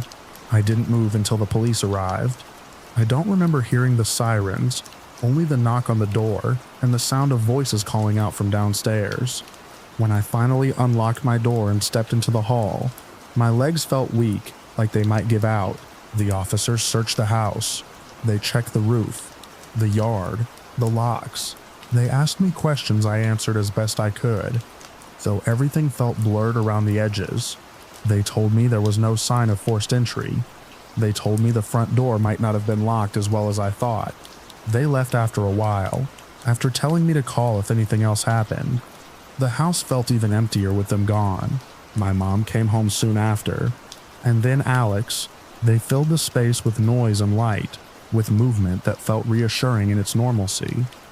I told them what I could, watched their faces as they reacted, but a part of me stayed upstairs behind that locked door, listening to footsteps that weren't there anymore. Later, when the house was full again, and the night had passed, I went back to my room. I checked the window one more time before closing the blinds. The roof was empty, the shingles dark and still. I lay in bed and stared at the ceiling, replaying the sounds in my head, the scrape on the roof, the click of the lock, the footsteps moving through a house that thought it was safe. Sometimes, even now, I wake up at night convinced I can hear someone outside my window, moving slowly, deliberately, waiting for the moment when I'm alone again.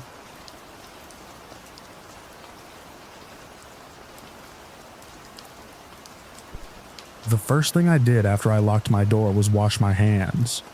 I remember noticing the water temperature before I noticed anything else, how it took too long to warm, how my fingers stayed pale under the stream.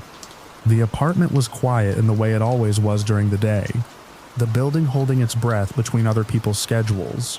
I dried my hands on a towel I hadn't folded properly, and stood there listening to the pipes knock once and then settle. That was when I realized I would have to tell someone, not because I wanted to, but because the feeling wouldn't leave. It sat behind my ribs, heavy and specific, like something unfinished. I walked through the apartment, touching things I recognized: the back of the couch, the edge of the counter, the window latch, checking them against myself. Everything was where it should have been. Nothing looked damaged. That made it worse. I didn't call the police right away. I sat on the floor with my back against the bed and stared at the closet door. I tried to remember the sequence of the morning in order, without skipping. The elevator, the hallway, the sound of another door closing somewhere behind me. The way time seemed to thin, like a bad signal. When I stood up again, my legs felt borrowed. By the time I picked up my phone, the day had moved on without me. Notifications stacked up. The weather alert I'd ignored earlier buzzed again, warning about rain later in the afternoon.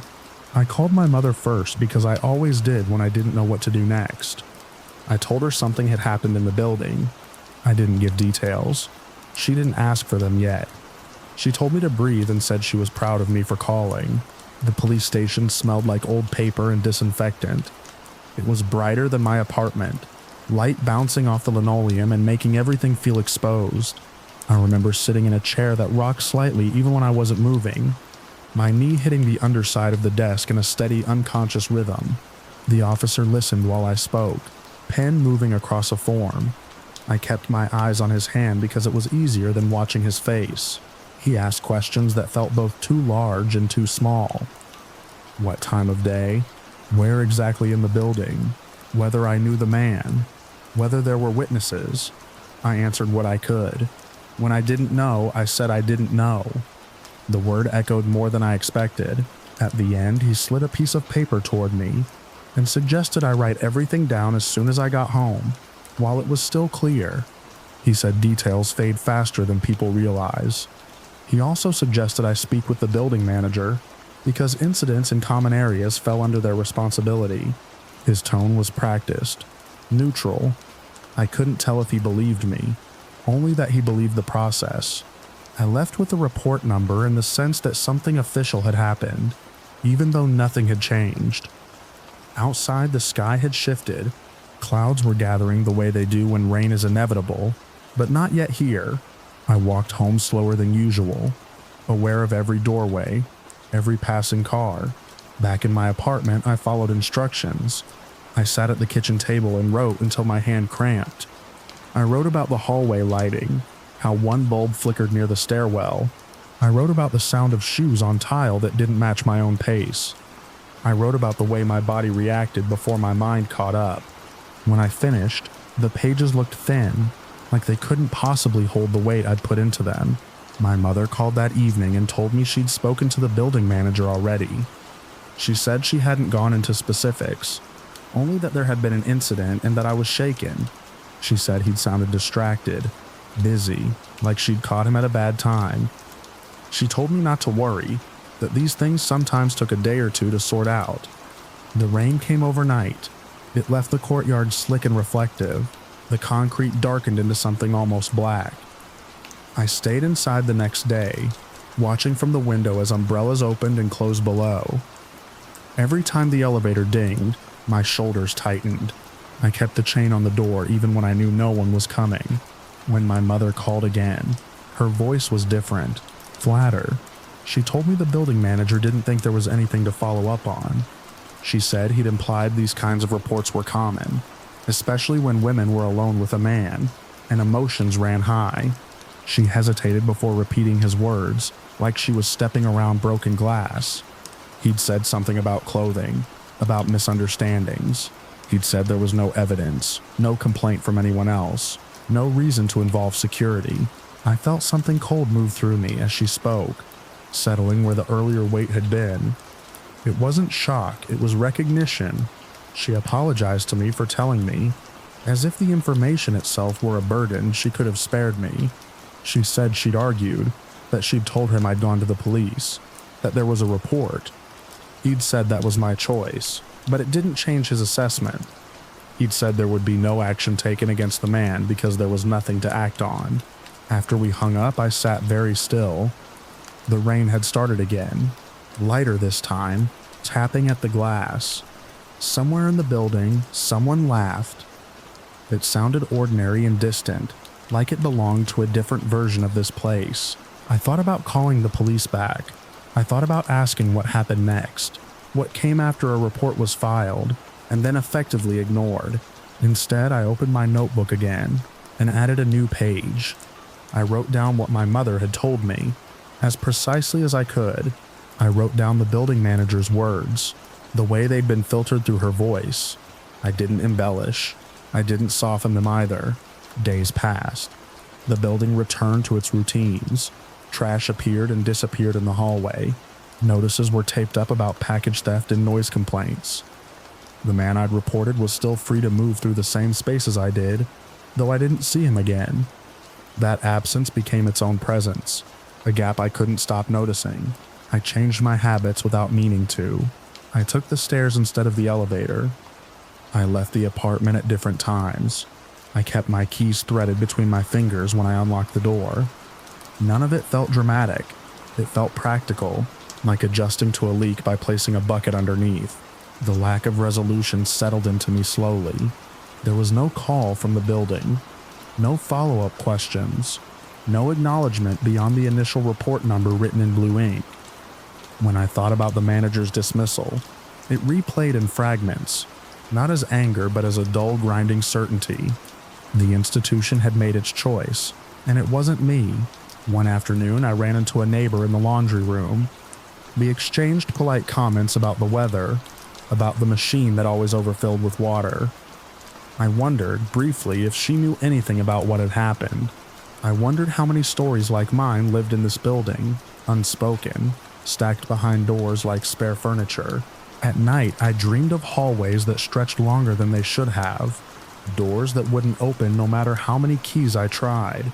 I woke up before anything happened in those dreams. Heart racing, sheets twisted around my legs.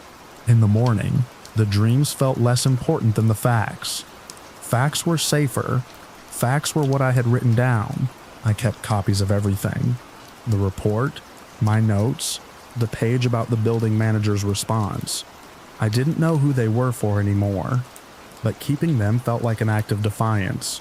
Small and contained, proof that I had been here, that something had occurred, even if it led nowhere. Sometimes I stood in the hallway outside my apartment and listened.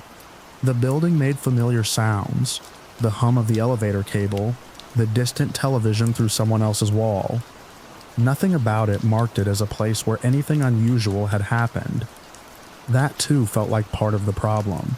I thought about justice in a new way then, not as an outcome but as a direction. I had pointed myself toward it, followed the steps I'd been told to follow. The path had ended abruptly, not with a door but with a shrug. The man walked free. The institution closed ranks. The record existed, but it didn't move anything forward. What lingered was the knowledge of how easily a voice could be weighed and found wanting, how quickly a narrative could be dismissed with a stereotype in a sentence. I carried that knowledge with me, heavier than the fear, heavier even than the unanswered questions.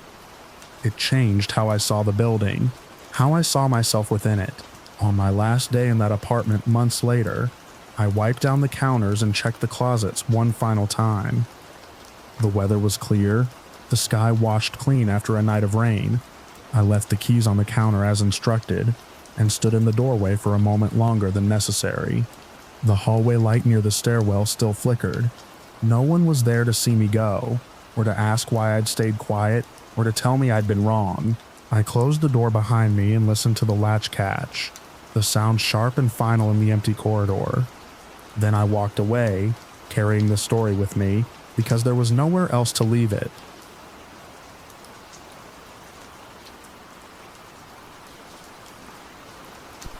I remember the sound before anything else, a dull metallic scrape that didn't belong to the quiet rhythm of our place at night. We lived on the edge of town where the houses thinned out into fields, and after dark the usual noises were predictable: insects ticking, wind worrying the trees, the far-off hum of a highway. This was different. It was the sound of someone working at something that didn't want to open, and it came from the direction of our shed. I was still awake, light on, doing nothing important. My mother was up too, moving through the house with that half-listening awareness parents develop. When the scrape came again, closer and more deliberate, she stopped mid-step. There was a pause, then another metal groan, sharper this time. She didn't say anything at first. She just went to the front window and leaned into the glass. angling her body to keep the light behind her from spilling out. The yard was mostly shadow, but the shed sat in a thin band of moonlight. I could see her shoulders tense as she focused. Then she inhaled, quick and sharp, the way she did when she recognized something she didn't want to believe. A man stood at the shed door with a crowbar braced against the latch. He wasn't rushing, he was testing it, easing pressure, listening. When the latch resisted, he shifted his grip and tried again. My mother knew him. Not his name, but his face. She had mentioned him before.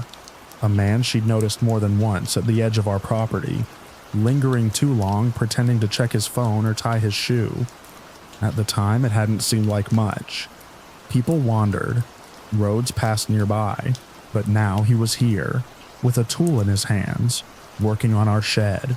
She didn't hesitate, she flung the door open and shouted his description into the night, calling him out for what he was doing and making it clear he'd been seen.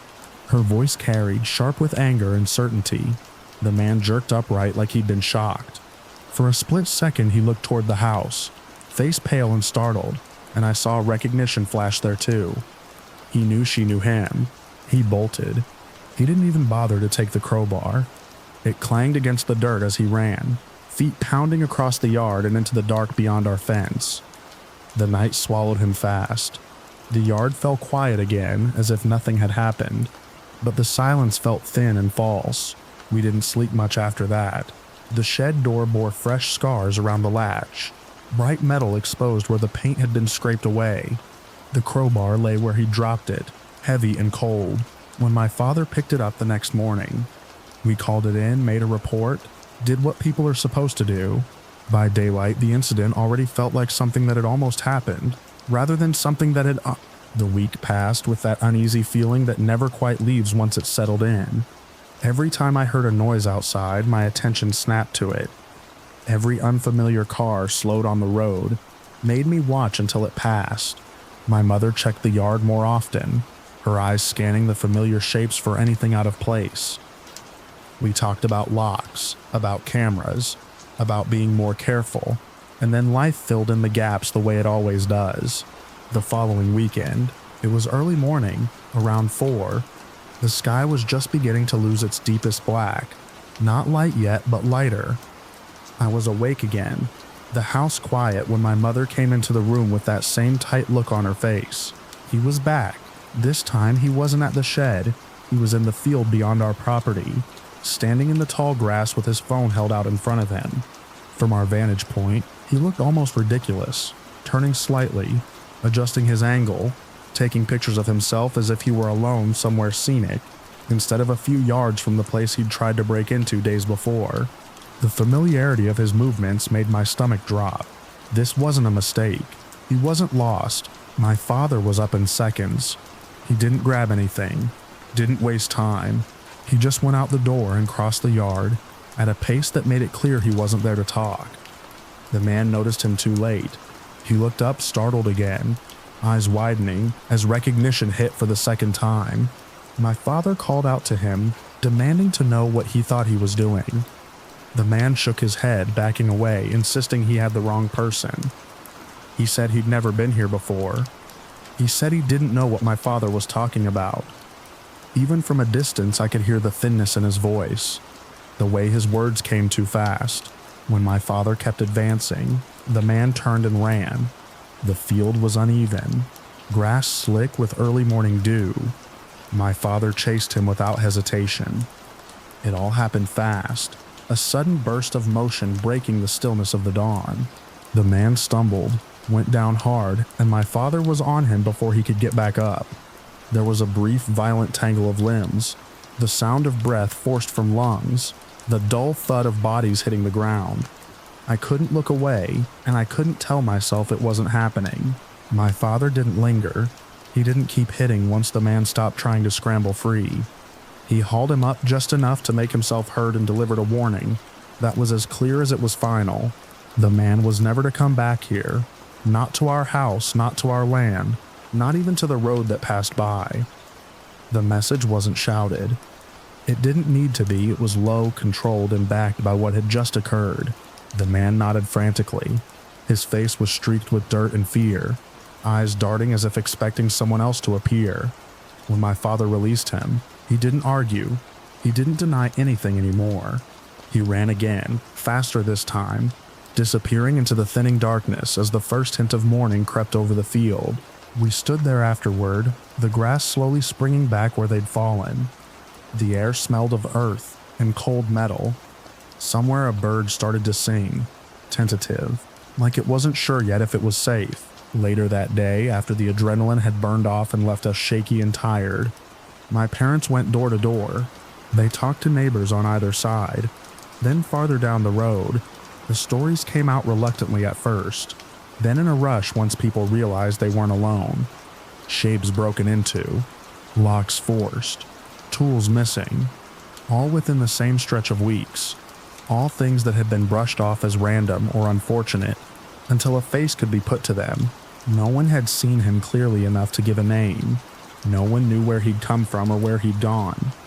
But everyone knew the feeling of violation, of realizing someone had been watching and waiting and choosing moments when they thought no one would notice.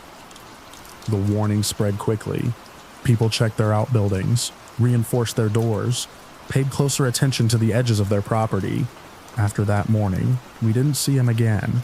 The shed stayed intact. The field went back to being just a field, empty except for grass and wind. Life resumed its usual patterns, but something subtle had shifted. There was an awareness now, a shared understanding that safety wasn't abstract. It was something maintained by noticing, by speaking up, by acting when necessary.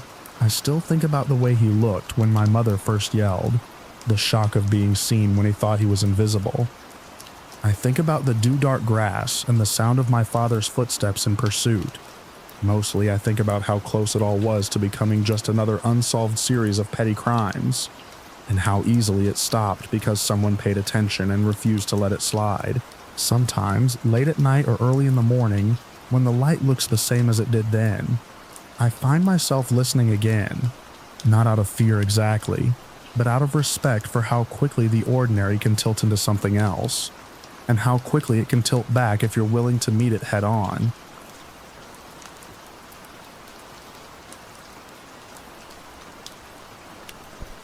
I remember the first thing that night wasn't fear, but the sound of the blinds tapping softly against the window frame, the way they always did when the heat kicked on in October.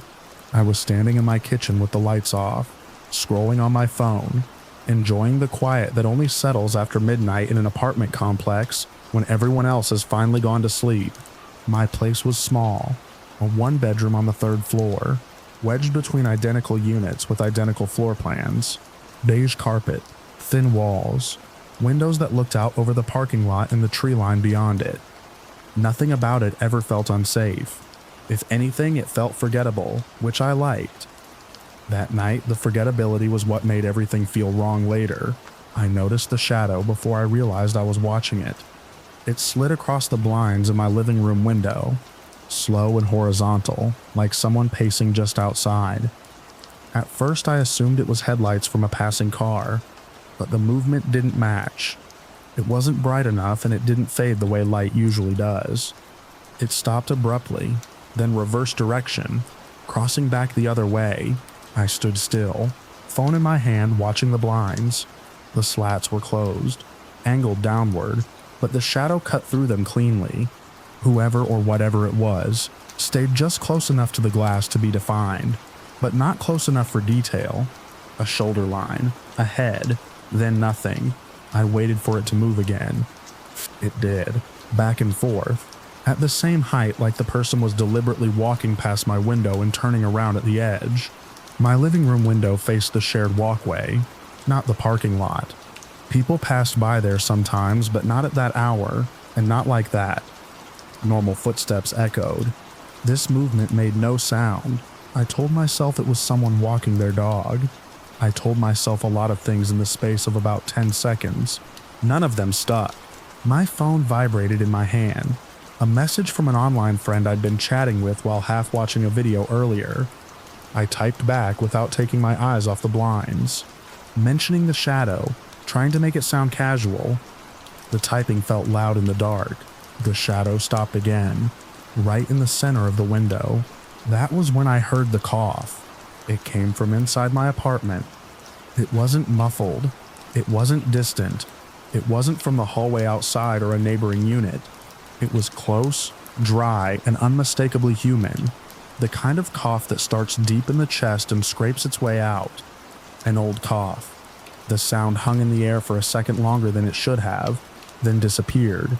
I spun toward the window without thinking, my heart kicking hard enough to make me dizzy. The blinds were still closed, but the shadow was closer now, pressed right up against the glass.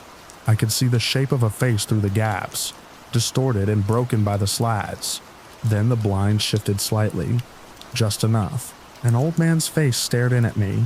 His skin looked gray in the low light, creased deeply around the mouth and eyes. His hair was thin and unkempt, sticking out in uneven clumps. One eye was more open than the other, giving his expression a crooked, intent look, like he was studying something fragile. His nose was flattened against the glass, leaving a faint smear as he breathed. For a split second, neither of us moved. Then his mouth opened. He spoke my name. I don't remember the exact words after that, only the shape of his mouth, and the way his voice carried through the glass, low and deliberate. He told me he had been watching. He told me he knew I was alone. He said it wasn't safe to ignore him. The sound didn't feel like it was coming from outside. It felt like it was already in the room with me, filling the space between the couch and the kitchen counter. My phone slipped in my hand, nearly hitting the floor. I backed away until my shoulders hit the wall. My eyes locked on his face. My online friend started typing back, messages stacking up on my screen. I didn't answer. I couldn't look away long enough to read them. The old man smiled, slow and uneven, then pulled back from the window. His shadow stretched once more across the blinds, thinner now, moving toward the far end of the wall where the bedroom window was. I heard nothing else, no footsteps, no rustling, just the faint tap of the blinds settling back into place. I didn't wait to see where he went. I ran for the bathroom, the only room in the apartment without a window, and locked the door behind me. The lock clicked louder than I wanted it to. I stood there in the dark listening, my breath coming too fast, my chest tight enough to hurt. I slid down until I was sitting on the cold tile floor, my back against the tub. I finally looked at my phone. Dozens of messages from my friend filled the screen, asking what was happening, telling me to call the police, asking if I was joking. My hands shook as I typed a short response, telling them someone had been at my window, that I was hiding. Another cough sounded, closer this time, followed by a soft scrape like fingers dragging along drywall. It came from just outside the bathroom door. I pressed my hand over my mouth to keep from making a sound. The doorknob didn't turn. Nothing tried the lock. The presence lingered, heavy and patient, as if the man was standing there listening to me breathe. Minutes passed. I don't know how many.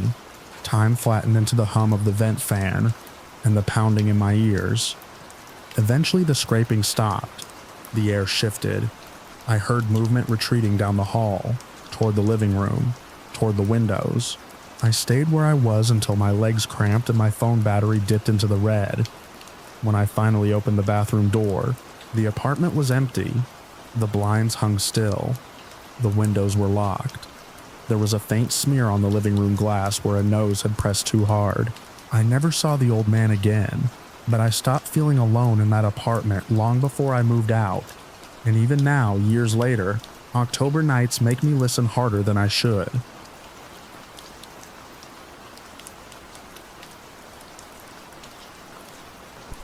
I was restocking the cooler when the phone rang. The kind of ring that cuts through the hum of refrigerators and the distant hiss of traffic like it has a personal grudge against silence. It was just after 1 a.m., the dead part of the night shift, when the town goes inert, and even the streetlights seem bored. I remember thinking that nobody ever calls the station at that hour unless something's wrong, or unless they're lost enough to ask a stranger for directions. I wiped my hands on my jeans and picked up. I said the station name out of habit. Nothing came back. No breathing, no background noise, not even the hollow hiss you sometimes get when a line's open. I waited a few seconds, listening hard, then said hello again. Still nothing. I hung up and stared at the phone, half expecting it to ring back immediately like a prank call. It didn't. I told myself it was a missed dial. The night does that to your head if you let it. I went back to the cooler, finished lining up the sodas, and closed the glass door. The reflection showed the store behind me. Empty aisles, clean floor. The register glowing like a little altar. I'd been alone since midnight. The owner locks the second set of doors after 11 p.m., so anyone who comes in has to push through the front doors, trip the bell, and step into full light. It's a small place. There's nowhere to hide without being obvious. The bell rang. I turned and saw a man just inside the doors. He stood there a moment like he was adjusting to the light, then nodded to himself and started down the first aisle. He was average height, average build, wearing a dark jacket and a baseball cap pulled low. Nothing about him stood out, which is something I'd learned to regret. He didn't look at me, didn't acknowledge me at all, and that was fine. Most people at that hour want to be invisible.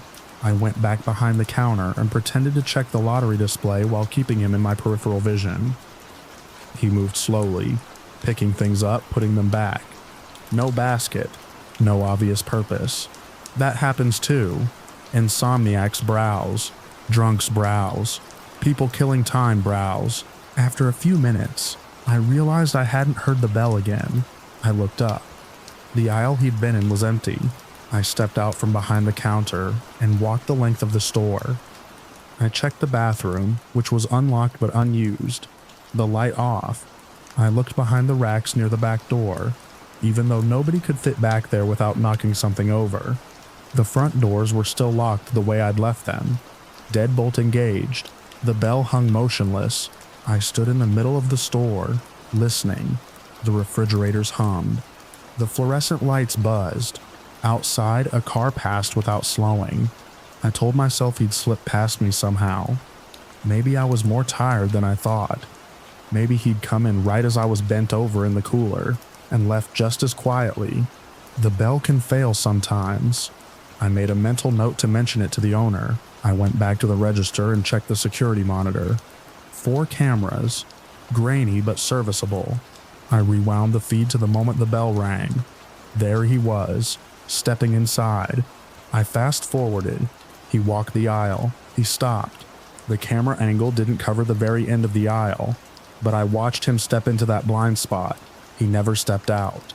The feed jumped, a little hiccup in the timestamp, and the aisle was empty. I leaned closer to the screen. The timestamp showed a skipped second, maybe 2. That happens when the system drops frames. Cheap equipment. I let it go. The rest of the night stretched the way it always does after something strange happens, longer than it should. Customers came in for cigarettes and energy drinks. A trucker used the bathroom. I did my cleaning rounds. Every so often, I caught myself glancing at the doors, waiting for the bell. I didn't tell anyone about the man. There was nothing to tell that didn't make me sound jumpy. At 3 a.m., the phone rang again. I froze for a second before answering. Same routine, station name, silence. This time, I stayed on the line longer. I counted my breaths without meaning to, then stopped myself.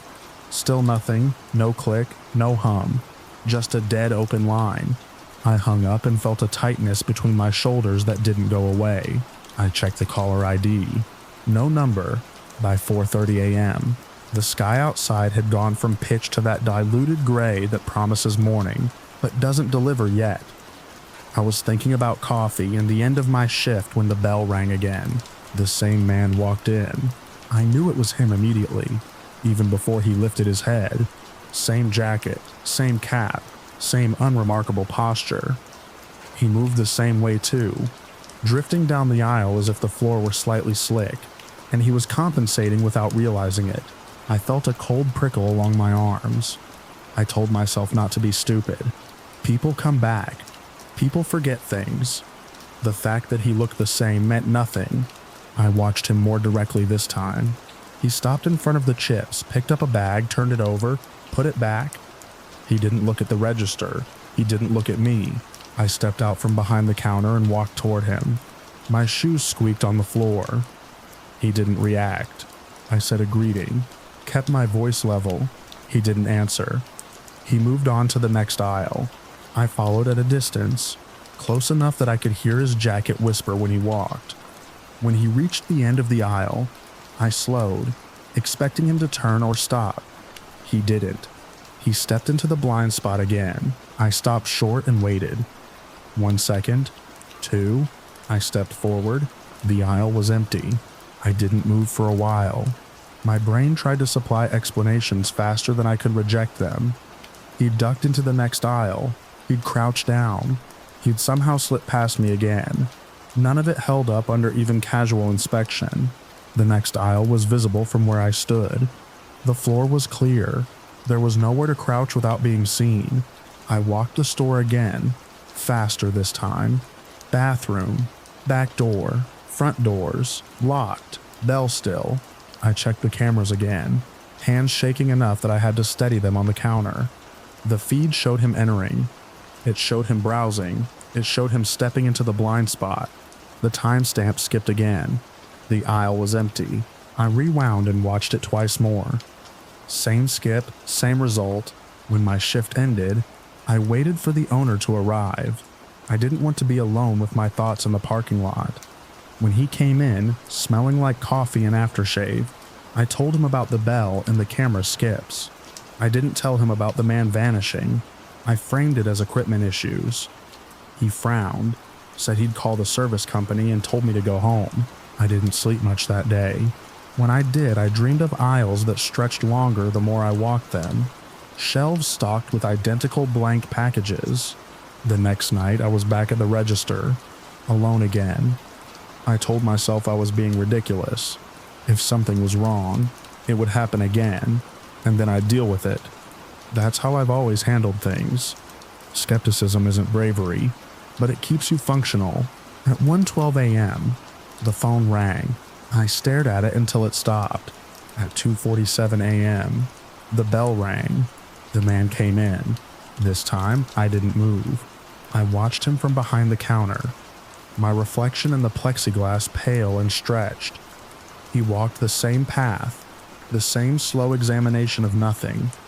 When he reached the blind spot, I leaned forward and kept my eyes on the edge of the aisle, willing him to reappear. He didn't.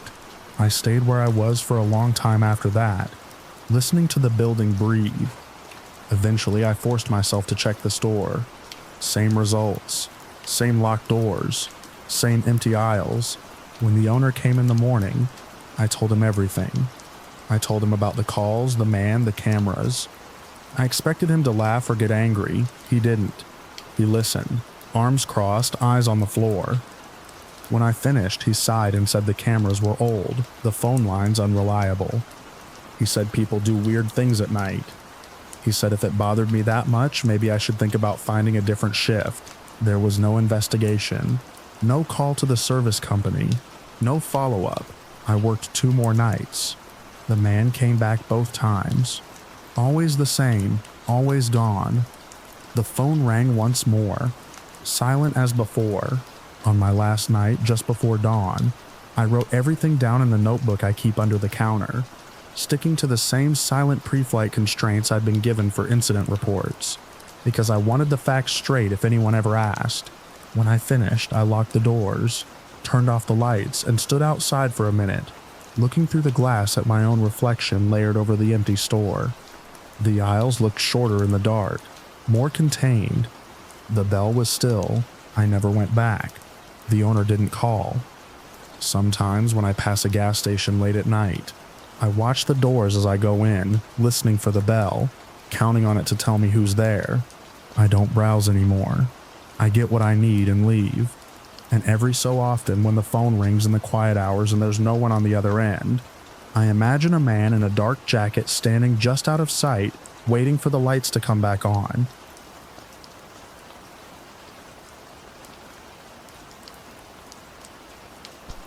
I've spent enough nights alone in the backcountry that silence has a weight to it. You learn the difference between quiet that's alive with insects and water and wind, and quiet that feels held, like the air is listening back. That afternoon, I was setting my line along a narrow mountain lake when the quiet broke in a way that didn't fit. I was camped high up, days from the nearest paved road, in a basin where the trees thinned and the rocks showed through like old bone. The lake sat cupped between slopes, long and dark even in daylight, fed by snowmelt. I'd been coming to places like that since my 20s. I knew the routines, the risks, and the limits of my own confidence. That's why the voice caught me so wrong-footed. It came from across the water. A shout, long and strained, stretched thin by distance. At first I thought it was wind doing something strange with sound. Mountains can throw noise in odd ways. But then it came again, clearer, with the shape of words buried in it. Help, over here. I stood there with my rod half raised, listening. The far shore was a dark line of spruce and rock. No movement I could see. The voice had the pitch of a young guy, maybe late teens or early 20s. Too young to be alone out here, I thought. Too young to know better. I cupped my hands and yelled back, asking where he was, telling him to keep talking. My voice bounced off the slopes and came back to me, flattened and small. There was a pause, long enough that I wondered if I'd imagined it all. Then the shout came again, weaker this time, like he'd turned his head away. I told myself the sensible thing would be to mark the spot, get to higher ground, try to see more. Instead, I started walking the shoreline to a narrow spit where the lake pinched in. Compassion does that. It shortens your thinking. I kept my bear spray on my belt, my head up, scanning the trees. The voice didn't call again while I moved, and by the time I reached the spit, the far shore was still empty. I waited. 15 minutes passed with nothing but water lapping at the rocks. I tried to convince myself he'd moved, that he'd found his way out, that I'd done what I could. Eventually I walked back to camp, unsettled, but telling myself not to invent trouble. Night came down hard in that basin. The temperature dropped fast, and the lake went black, swallowing what little light the moon gave. I ate, stowed my food, and sat by a low fire, longer than usual, listening. The forest made its normal sounds at first. Somewhere upslope, a branch cracked. Down by the water, something splashed. I started to relax, letting the day's worry thin out. Then I heard the screaming. It wasn't across the lake this time. It came from the trees behind me, close enough that I could hear the strain in the throat, the way breath hitched between cries. It was pain, real or well acted, and it snapped me upright before I could think. The voice broke into words and then fell apart again, like someone trying to keep hold of language while hurting too much to manage it.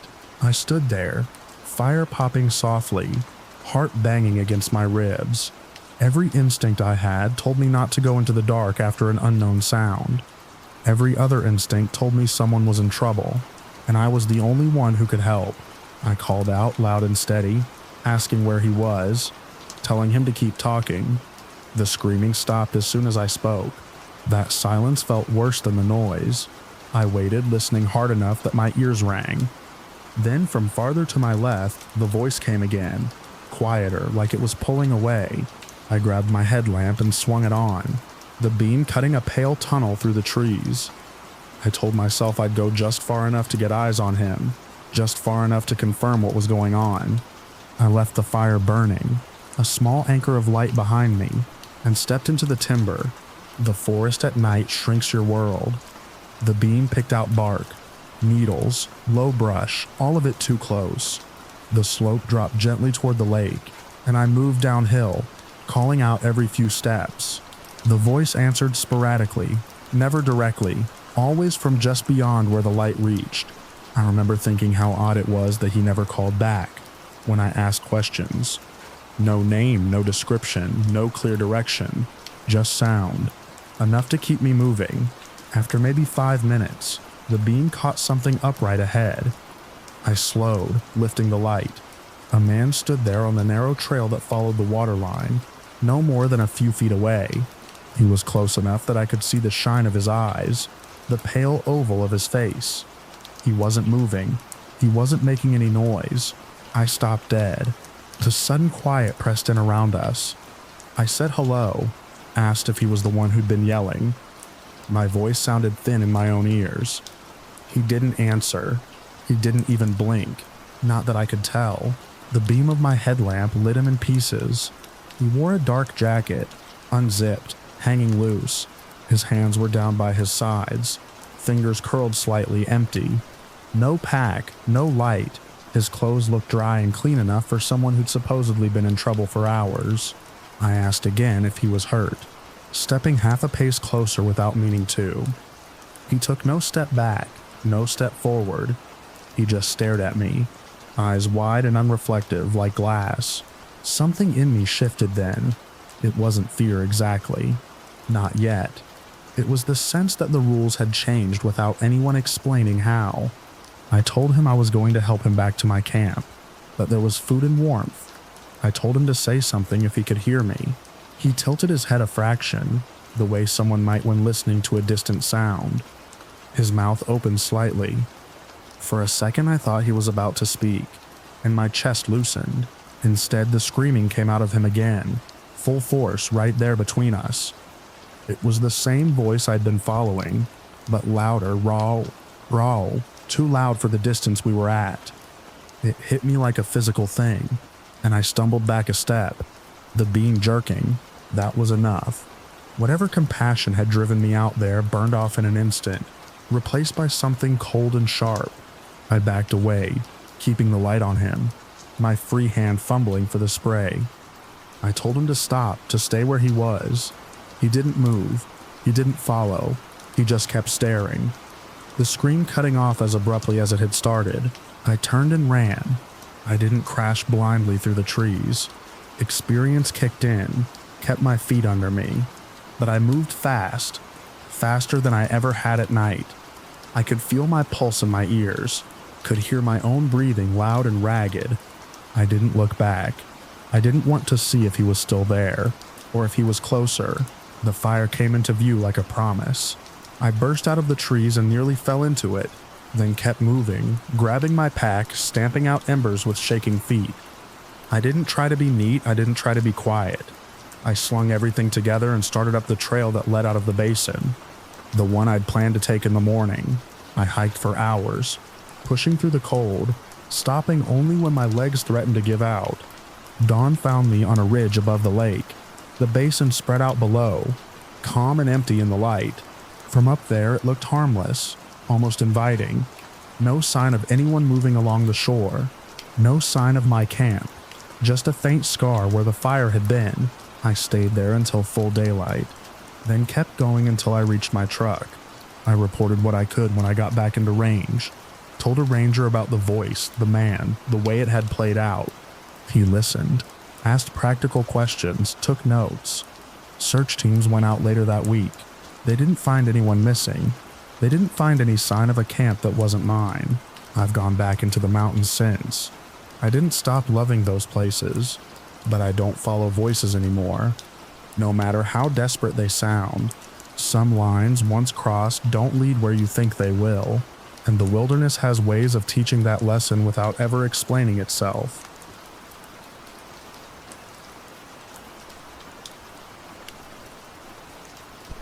I still remember the way the building sounded when it was empty, how every noise seemed to carry farther than it should. That night, I was halfway through my 10 p.m. to 6 a.m. shift, doing the slow loop past the elevators, when I heard something that didn't belong there at all. I worked security alone on nights. That was normal for this place. The office tower sat in the middle of downtown, glass and steel and polished stone, 30 floors of companies that all shut down by early evening. Once the cleaning crews left, it was just me, the cameras, and the hum of systems keeping the building alive. I liked the quiet most nights. It gave me space to think, and it let me notice things other people missed. The elevators were old but reliable, a bank of 6 with brushed metal doors that reflected the lobby lights in a dull way. They were usually silent after midnight unless someone had stayed late, which almost never happened. That's why the sound caught me off guard. It wasn't the ding of a car arriving. It was more like a scuff, a brief scrape followed by a hollow thump, as if something had brushed against the doors and then been pulled away. I stopped walking and listened. The lobby lighting was steady. The security desk behind me empty except for my coffee and the logbook. The noise didn't repeat right away, and for a few seconds I told myself it was nothing. Buildings settle. Old structures make noises when the temperature changes. I'd told myself that explanation more times than I could count. Still, part of my job was not ignoring instincts. I turned toward the elevators and moved closer, my boots echoing softly on the marble floor. I remember noticing how clean the place looked, how the cleaners had left the trash bins lined up neatly against the wall. Everything looked exactly the way it should. Another sound came from the elevator area, quieter this time. A faint metallic click, like someone testing a door without wanting it to open, all the way. That was enough to push me into action. I radioed into the empty channel out of habit, then reminded myself there was no one else on shift to answer.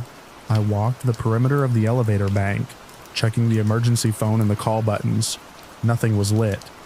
The cars were all parked on different floors, according to the panel. I leaned in close, listening, trying to pinpoint where the sound had come from. The air smelled faintly of cleaning solution and old carpet. When nothing happened for another minute, I stepped back, feeling a little foolish.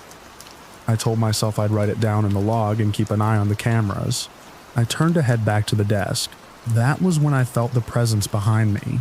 It wasn't a sound at first. It was the sudden awareness that the space at my back was no longer empty. My shoulders tightened before my mind caught up. I started to turn, and that was when I saw him in the reflection of the elevator doors. He was close, too close. A man I hadn't seen come in, wearing dark clothes that blended into the shadows. His face was partly hidden by a cap pulled low. I opened my mouth to say something, to demand identification the way I'd been trained to do, but the words didn't come out. He moved faster than I expected. One hand came up, and the dull shape of a handgun filled my vision. He didn't shout. He didn't say a word. He just angled the weapon toward my chest and made a small, sharp gesture with it, telling me not to move. My training kicked in then, the part drilled into me during orientation videos and yearly refreshers. Stay calm, don't escalate, comply if necessary.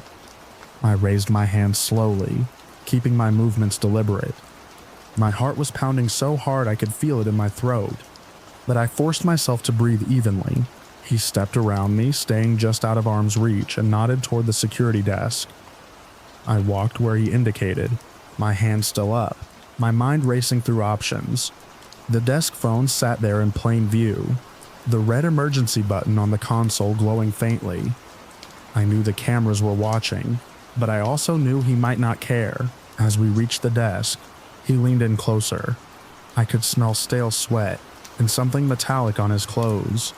He gestured again, sharper this time, telling me to lower my hands and reach for the phone. The implication was clear.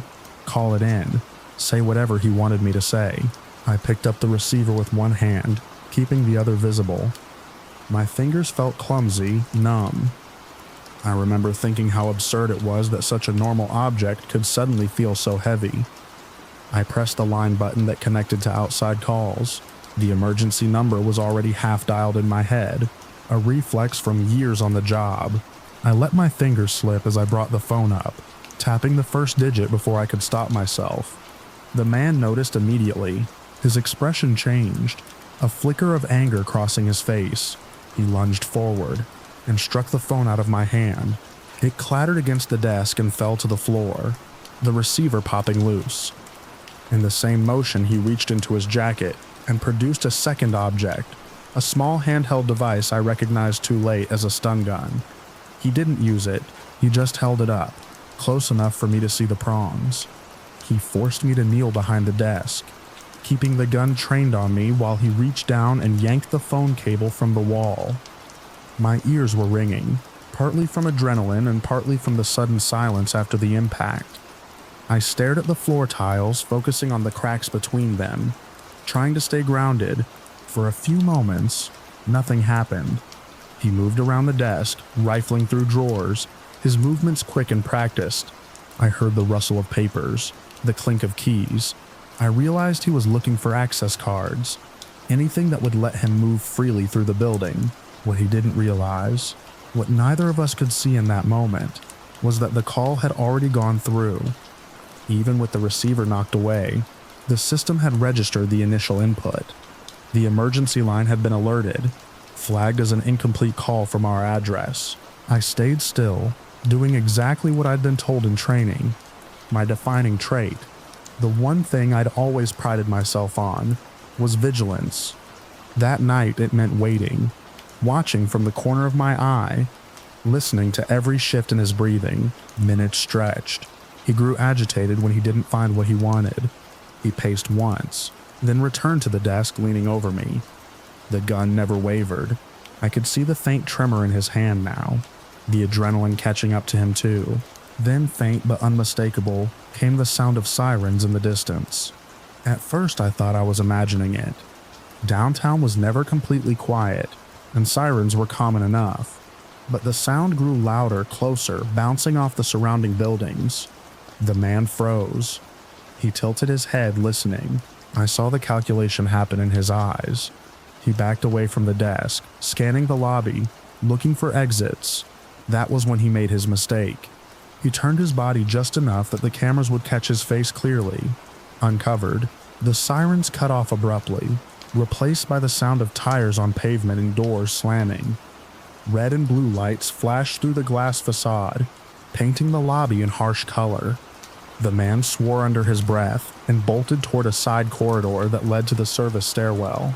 I didn't move until I heard shouted commands echo through the lobby, authoritative and unmistakable. Heavy boots thundered past the desk. I stayed where I was, my hands visible, until an officer knelt in front of me and told me it was over. They caught him in the stairwell, trapped between floors. He didn't resist once he realized how many of them there were.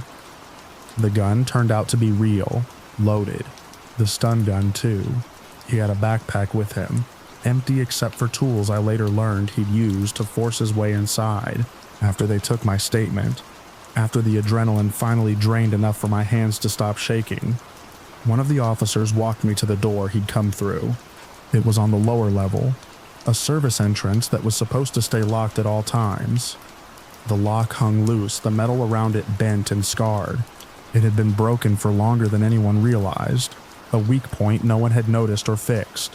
Standing there in the early morning light, I felt a mix of relief and anger. Relief that it had ended the way it did, without anyone getting hurt. Anger that something so simple had put me in that position at all. They increased security after that. New locks, additional patrols, another guard on nights for a while. The building went back to being quiet, the way it always had been, but I never heard it the same way again. Every scuff, every click near the elevators still makes me pause. I know how quickly empty space can fill with danger, how thin the line is between routine and disaster.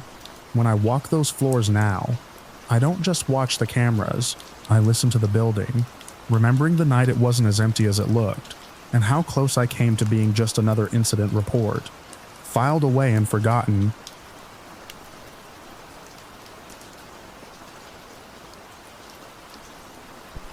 I was already behind schedule when I pulled off the highway that night. The kind of behind schedule that makes you start shaving corners you normally wouldn't. The road had narrowed into a ribbon of cracked asphalt, with no shoulder to speak of, just gravel tapering into scrub. I cut the engine and listened to the ticking metal settle. There were no houses, no lights, no sound except wind moving through dry grass. Sleeping in the car was cheaper than a motel, and I'd done it dozens of times for work. I set the seat back, cracked a window, and let the dark swallow the windshield. I woke to the sense that something had changed. It wasn't a noise at first, it was pressure, like the air had been rearranged around me. My eyes adjusted slowly. Dashboard lights dimmed down to their lowest glow. Two shapes stood beyond the glass, one near the front quarter panel, the other farther back by the trunk. They were close enough that I could make out the shine of their jackets where starlight hit, but not faces. They weren't talking, they were waiting. My phone was on the seat beside me. I didn't reach for it, I kept my hands where they were, and breathed shallow, counting the seconds until the shapes resolved into something less threatening. They didn't. One of them leaned toward the driver's window. I heard a knuckle tap the glass. soft, deliberate. The other shifted his weight, boots crunching gravel. I thought about locking the doors, then realized they already were. I thought about starting the engine, then realized the key was still in the ignition and the sound would give me away. I rolled the window down an inch. The man nearest me smelled like oil and dust. He asked where I was headed. His voice was calm, too calm, like he was already certain of the answer. I told him the truth in the simplest terms, that I was passing through for work and had pulled over to rest. He smiled, or I think he did. In the low light, it was hard to tell. He asked me to step out so we could talk. I didn't want to. Every part of me wanted to stay inside the car, but there was a way his hand rested against the door, casual but blocking, that made me think refusing would only escalate things. I told myself I could keep distance once I was out, keep my eyes on them, run if I had to. I opened the door and the night rushed in, cold and wide. The second man moved closer as soon as my feet hit the gravel. He was taller, broader, his face still in shadow. I noticed a pickup truck parked a little ways down the road, angled like it had just pulled over. Its engine was off. I forced myself to look at it, to take in details the way I do for work when I'm mapping routes. The plate was dirty but readable. I repeated the letters and numbers in my head. They closed the space between us without touching me. The shorter one asked what I had in the car. I told him clothes, tools, paperwork. The taller one laughed quietly. He took a step back, then another, like he was making room. I heard metal scrape. The sound didn't register right away. Then he raised his arm and there was no mistaking the shape in his hand. The shot cracked the night open. It was loud and flat, echoing off nothing. Gravel jumped near my feet. I didn't think. I turned and dove back into the car, slamming the door hard enough to rattle the glass. My hand shook as I twisted the key. The engine coughed, then caught. I floored it, tires spitting stones. In the mirror, I saw them stagger back, one of them lifting his arm again. But I was already moving, already putting distance between us. The road bent and dipped, my headlights carving tunnels through the dark. I kept my speed steady until the pickup was a speck behind me. Then I pushed harder, heart hammering against my ribs. I drove until the road widened and the glow of a truck stop appeared ahead, a square of light in the middle of nowhere. I pulled in under the canopy and shut the engine off. My hands were still shaking. I sat there until my breathing slowed enough to dial. The officer listened without interrupting. He asked for details and I gave them, including the plate. He told me to stay where I was. An hour later, another cruiser pulled in, lights off. The officer walked me through what would happen next. They found the pickup less than 20 miles away. The men were known to them. They had a record of stopping travelers in isolated spots, looking for easy marks. My plate number had been enough. I didn't sleep the rest of that night. When the sun came up, the road looked different, smaller, less ominous. I drove on, passing the spot where I'd pulled over. There was nothing there to mark what had happened, just gravel and grass and the wind moving through it, the same as before. I kept going, windows down, the smell of morning replacing the dust and oil. Even now, when I think about it, I see the flash and hear the crack, and then the road opening up ahead of me, empty and waiting.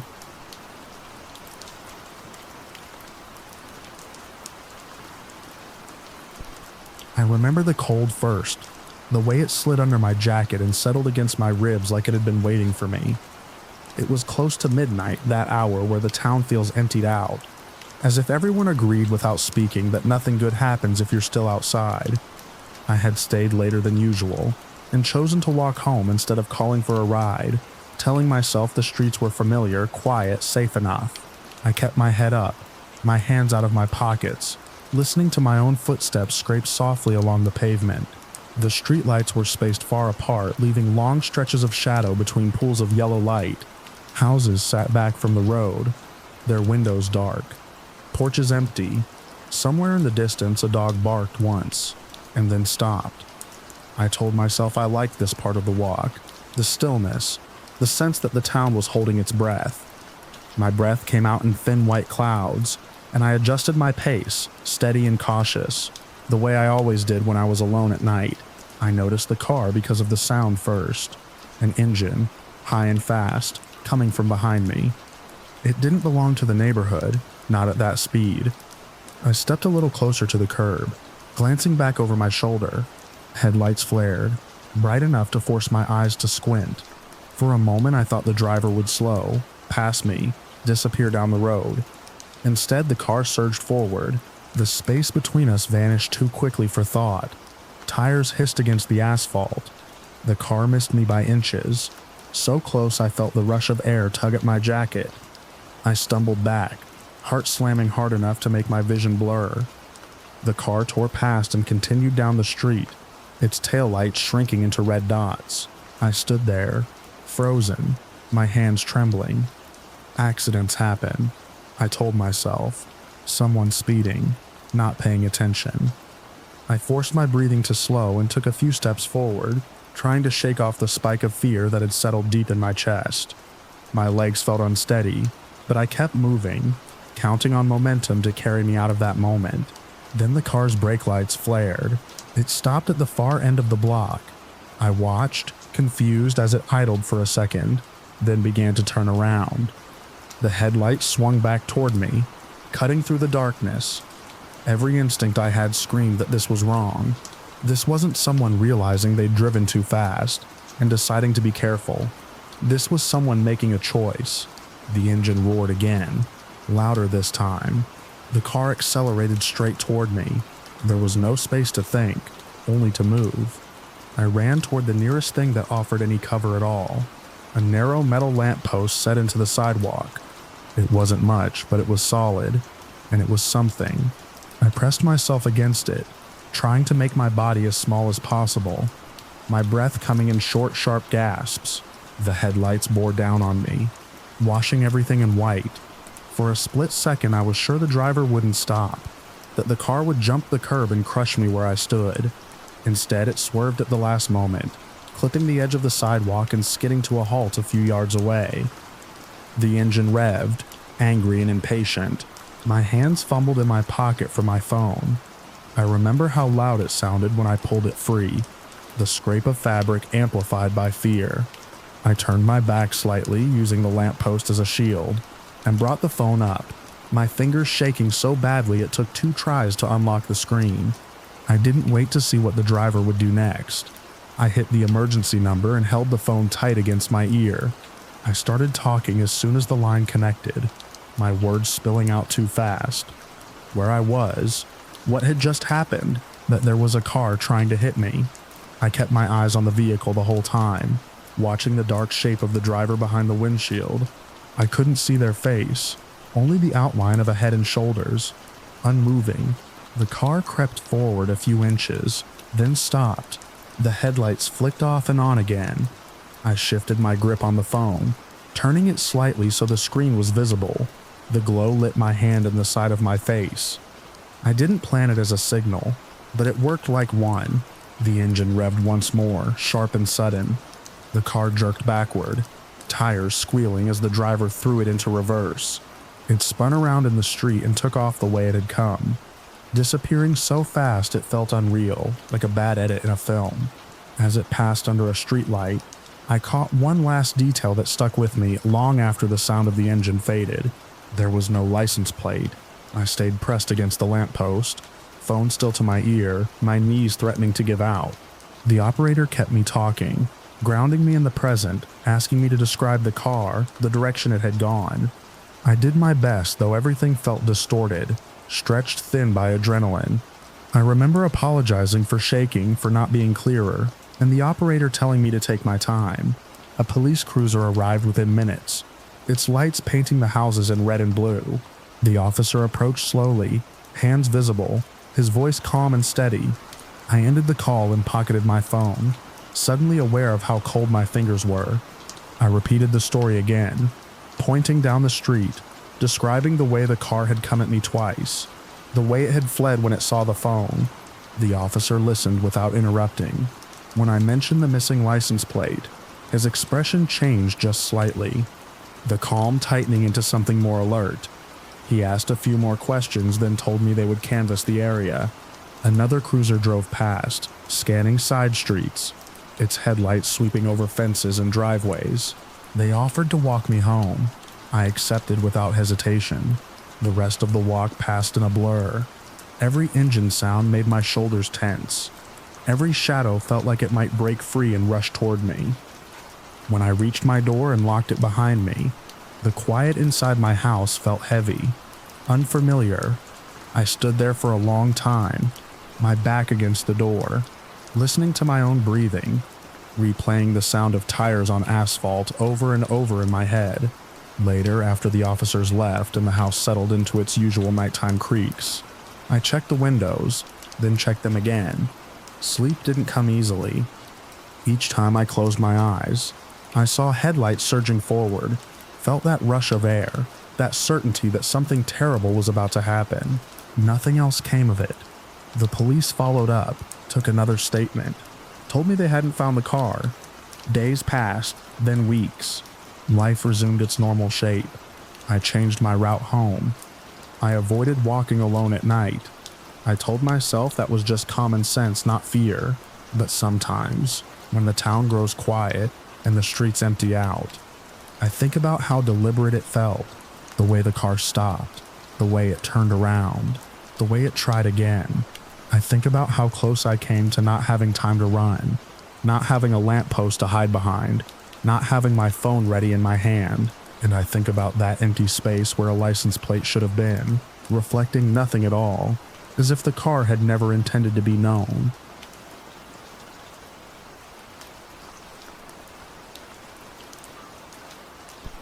I took the night shift at the storage facility because I needed the hours, and because at the time I believed boredom was the worst thing that could happen to you after midnight.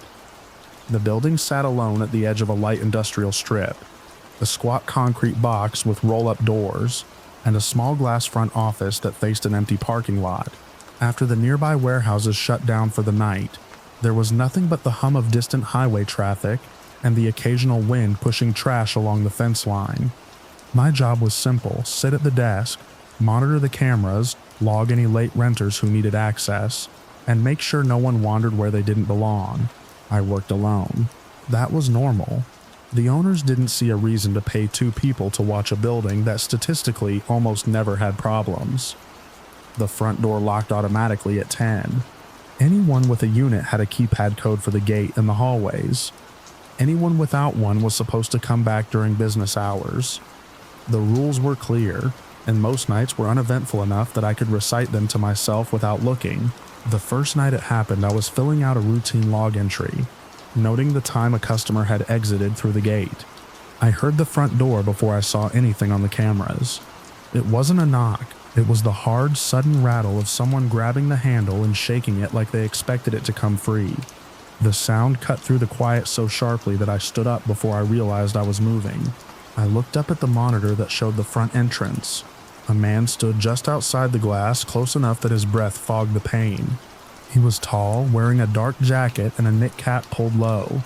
His face was half in shadow, but his mouth was open, and even through the glass I could hear him yelling. I couldn't make out the words at first, just the tone, angry, demanding, the kind of voice that didn't expect to be refused. He slammed his hand against the door again. The glass flexed, but it held. I stayed behind the desk, my hand hovering near the phone, my eyes locked on the screen. Policy said I was supposed to speak through the intercom, tell him the facility was closed, ask him to leave. My throat tightened when I reached for the button. Before I could say anything, he leaned closer, cupped his hands around his eyes, and tried to look inside. For a moment, the camera caught his face clearly. His eyes were wide and alert, scanning, not unfocused or drunk. He wasn't confused. He knew exactly where he was and what he wanted. I pressed the intercom and told him we were closed and that he needed to leave the property. My voice sounded thinner than I expected, but it carried. He stared straight into the camera, as if he could see me through it, and shouted something back that I still couldn't make out. Then, just as suddenly as he'd arrived, he stepped back. He stood there for a few seconds, breathing hard, his shoulders rising and falling, And then he turned and walked out of frame toward the darkness at the edge of the lot. I waited. I counted off minutes by watching the timestamp change in the corner of the screen. He didn't come back. After a while, my heart rate settled, and the building went back to sounding like it always did at night. The faint whine of the HVAC, the occasional pop as the concrete cooled. I told myself it was a one-off, someone locked out of their unit, maybe dealing with something that had nothing to do with me. I finished my shift without incident and went home as the sky started to lighten. The next night I was more alert. I found myself checking the front camera more often, even when there was nothing there. Midnight passed, then 1, around 2 in the morning. The back hallway camera flickered as it adjusted to a change in light. I leaned forward, expecting to see a renter rolling a cart or a motion sensor glitching. Instead, there was a shape at the very edge of the frame, half obscured by the angle. A person standing close to the back service door. That door wasn't meant for customers. It led to a narrow strip of gravel between the building and the fence, an area that wasn't lit well and wasn't covered by signage. We kept it locked at all times. The man was the same one from the night before. I recognized the jacket, the way he held his shoulders slightly hunched. He stood with his head tilted, one ear close to the metal door, as if listening. He didn't try the handle right away. He just stayed there still for longer than felt normal. I switched between cameras, checking the front, the gate, the parking lot. He hadn't come through any of the monitored entrances. There was no record of a keypad entry. That meant he'd walked in from somewhere else, probably through the gap in the fence near the drainage ditch that I'd been meaning to report. My skin prickled.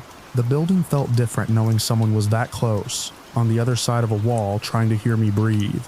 I picked up the phone and dialed the non-emergency line, my finger hovering over the last digit as I watched him on the screen. Before the call connected, he moved. He straightened, glanced once over his shoulder, and then stepped back out of view. I waited again, longer this time. When he didn't return, I hung up without speaking to anyone. I didn't want to overreact. I wrote a note in the log about suspicious activity near the back door and resolved to mention it to my supervisor in the morning. Over the next week, it became a pattern. He didn't come every night, which somehow made it worse. There was no schedule I could predict. No way to tell myself that if I got through a certain hour, I was safe. Sometimes he showed up at the front, rattling the door just hard enough to announce himself before disappearing. Other times, he stayed in the blind spots, pacing just beyond the reach of the cameras. His presence only confirmed when I saw him again on playback. I started checking the footage obsessively. The system recorded continuously, storing days of video that I could scrub through at will. On nights when nothing happened, I still found myself rewinding, watching the empty hallways and doors, as if I might catch a glimpse of him lurking just out of frame. On nights when he did appear, I watched those moments over and over, looking for something I'd missed, a logo on his jacket, a limp, anything that would turn him from an unknown into a person I could describe.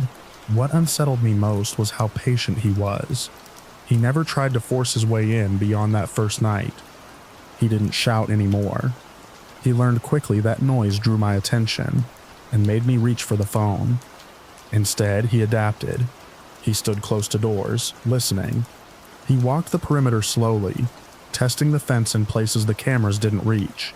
Once, on a night when the wind was high, I heard a soft scraping sound and realized he was dragging something metal along the concrete outside, using the noise as cover to mask his movements. I slept poorly during the day. Every unexpected sound made me think of hands on glass, breath fogging a door. By the time my shift started each night, my nerves were already frayed. I carried my phone with me even when I went to the bathroom down the hall, keeping one ear tuned to the building, the other to the faint audio from the cameras. The discovery came on a night that started like any other. No front door incident, no immediate sign of him on the back cameras. I tried to focus on my tasks, to act like this was still just a job and not a vigil. Around 3 in the morning, I noticed something small but wrong on the monitor, showing the storage corridor nearest the back door. A shadow where there shouldn't have been one. I rewound the footage a few minutes. There it was, the man standing just out of full view, his shoulder and part of his head visible as he leaned close to the door. This time he stayed longer than he ever had before. He shifted his weight, adjusted his stance, and then slowly, deliberately, he reached up and placed his palm flat against the door. I watched his hand press, as if he were feeling for vibration, for movement on the other side. The idea that he might sense me watching him made my stomach turn. I let the footage run, my eyes burning, my breath shallow. He stayed like that for a long time, long enough that my fear turned into something sharper, more focused. I called the police. I kept my voice low as I spoke, even though he couldn't hear me through the walls. I gave the address, described the situation as clearly as I could. An unidentified man. Repeated attempts to access the building after hours, currently on the property. The dispatcher told me to stay inside, to keep doors locked, and that officers were on their way. While I waited, I watched the cameras. The man removed his hand from the door and stepped back, as if he sensed the shift in the air. He looked directly at the camera this time, not by accident. He found it and held his gaze there, his expression unreadable. Then he left. By the time the police arrived, the property was empty. They walked the perimeter with flashlights, checked the fence line, took my statement. They told me I'd done the right thing calling, that the pattern I described sounded like someone casing the place, looking for an opportunity. They asked if I wanted to press charges if he came back. I told them yes, without hesitation. After they left, the building felt cavernous. Every shadow seemed deeper, every sound amplified. But the man didn't return that night. He didn't return the next night, or the one after that. I kept watching, kept checking the footage, half expecting him to reappear, as if the call to the police had only been another variable for him to work around. Weeks passed. The log filled with mundane entries again. My sleep improved. Slowly. The knot in my chest loosened enough that I could sit back in the chair without constantly leaning toward the monitors. I still think about him when I work nights, about how easily he slipped into the gaps created by an isolated building and a lone employee. I think about how much he learned just by watching and listening, and how little it took to disrupt that pattern. The cameras are still there, the doors still locked, the back service entrance still sits in its strip of shadow, unmonitored except for a partial angle. Nothing else happened after that call. The threat ceased, just like that, leaving behind only footage and memory. But sometimes when the building is quiet and the hours stretch thin, I catch myself listening harder than I need to, straining for the sound of a hand on metal, a breath against glass, and I remember how close he was and how long he was willing to wait.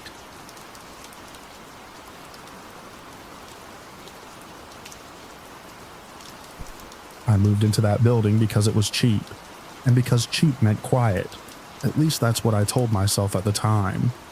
It sat on a side street just off a busier road, close enough to the city that I could hear traffic if I opened a window, far enough that nothing ever really happened there.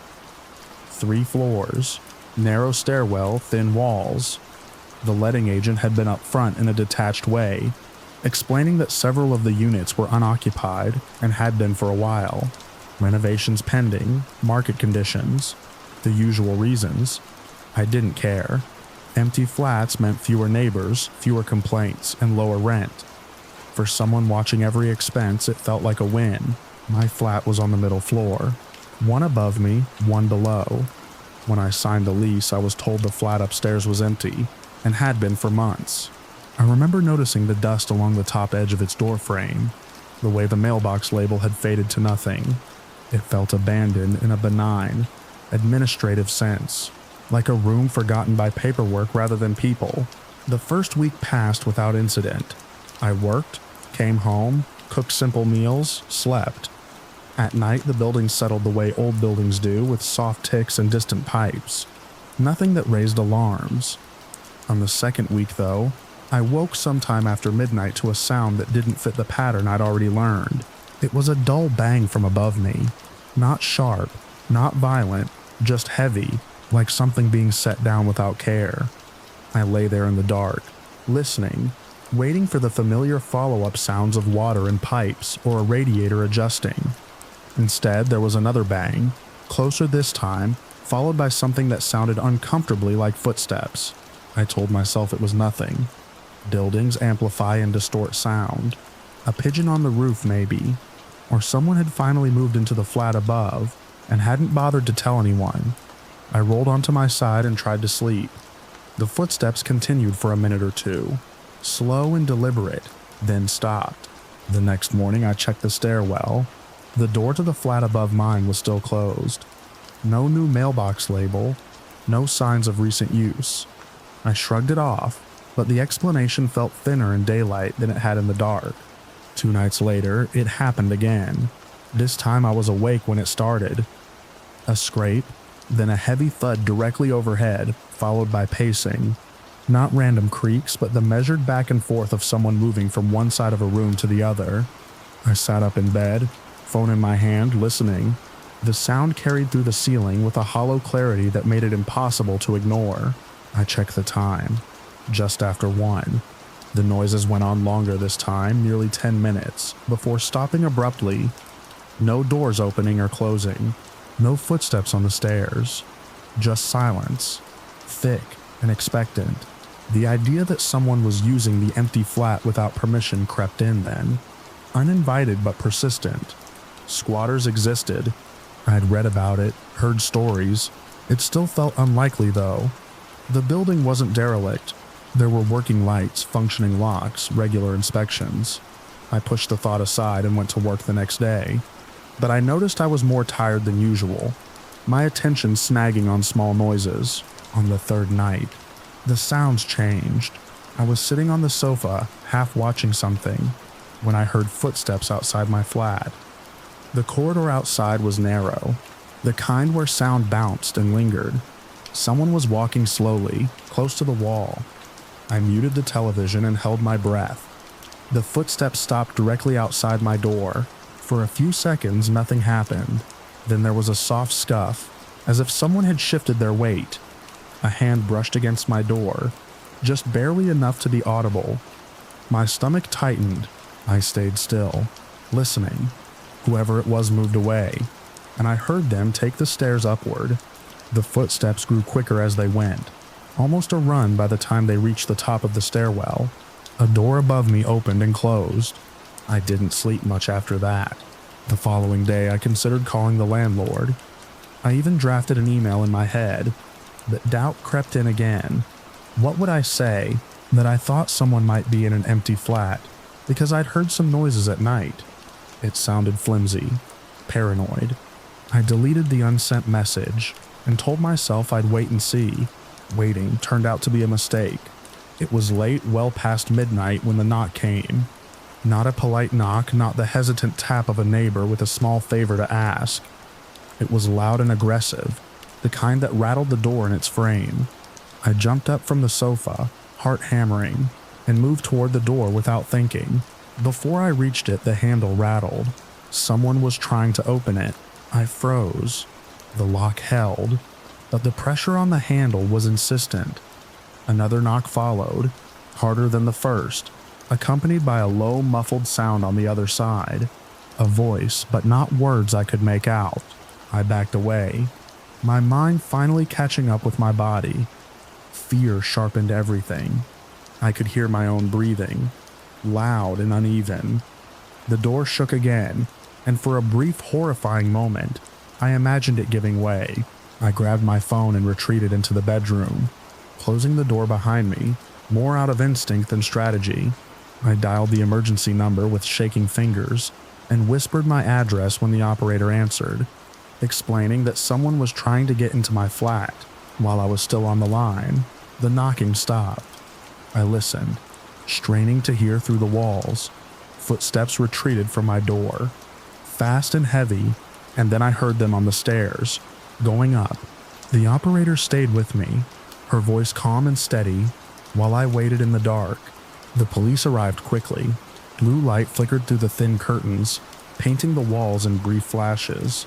I opened the door only after they announced themselves. 2 officers stood in the corridor, hands resting near their belts. Eyes alert, I explained what had happened, my words tumbling over each other now that the immediate threat had passed. They listened, nodding, and asked me to wait inside while they checked the rest of the building.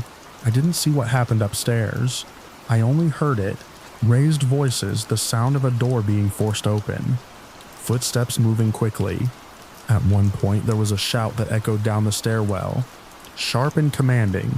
Eventually, one of the officers came back down. He told me they'd found 2 men in the flat above mine.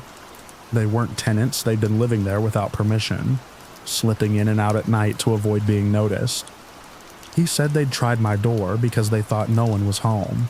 The explanation settled over me with a strange mix of relief and delayed terror.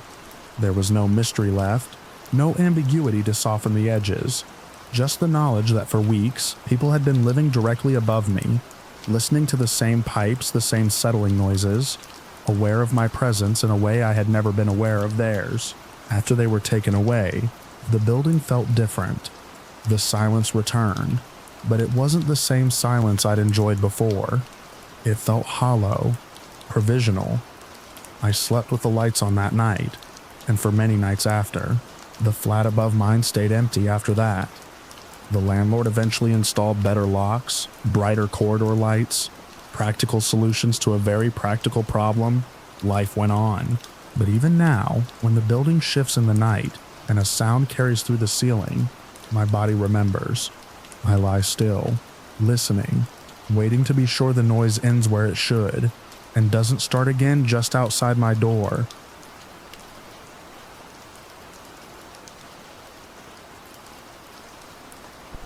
I had walked that block so many times that the pavement felt memorized under my shoes, but the first time I noticed the blue car. I remember the leash tightening in my hand and my stomach answering it, as if the street had quietly changed its mind about me. My cousin had come over to help me tire the dog out.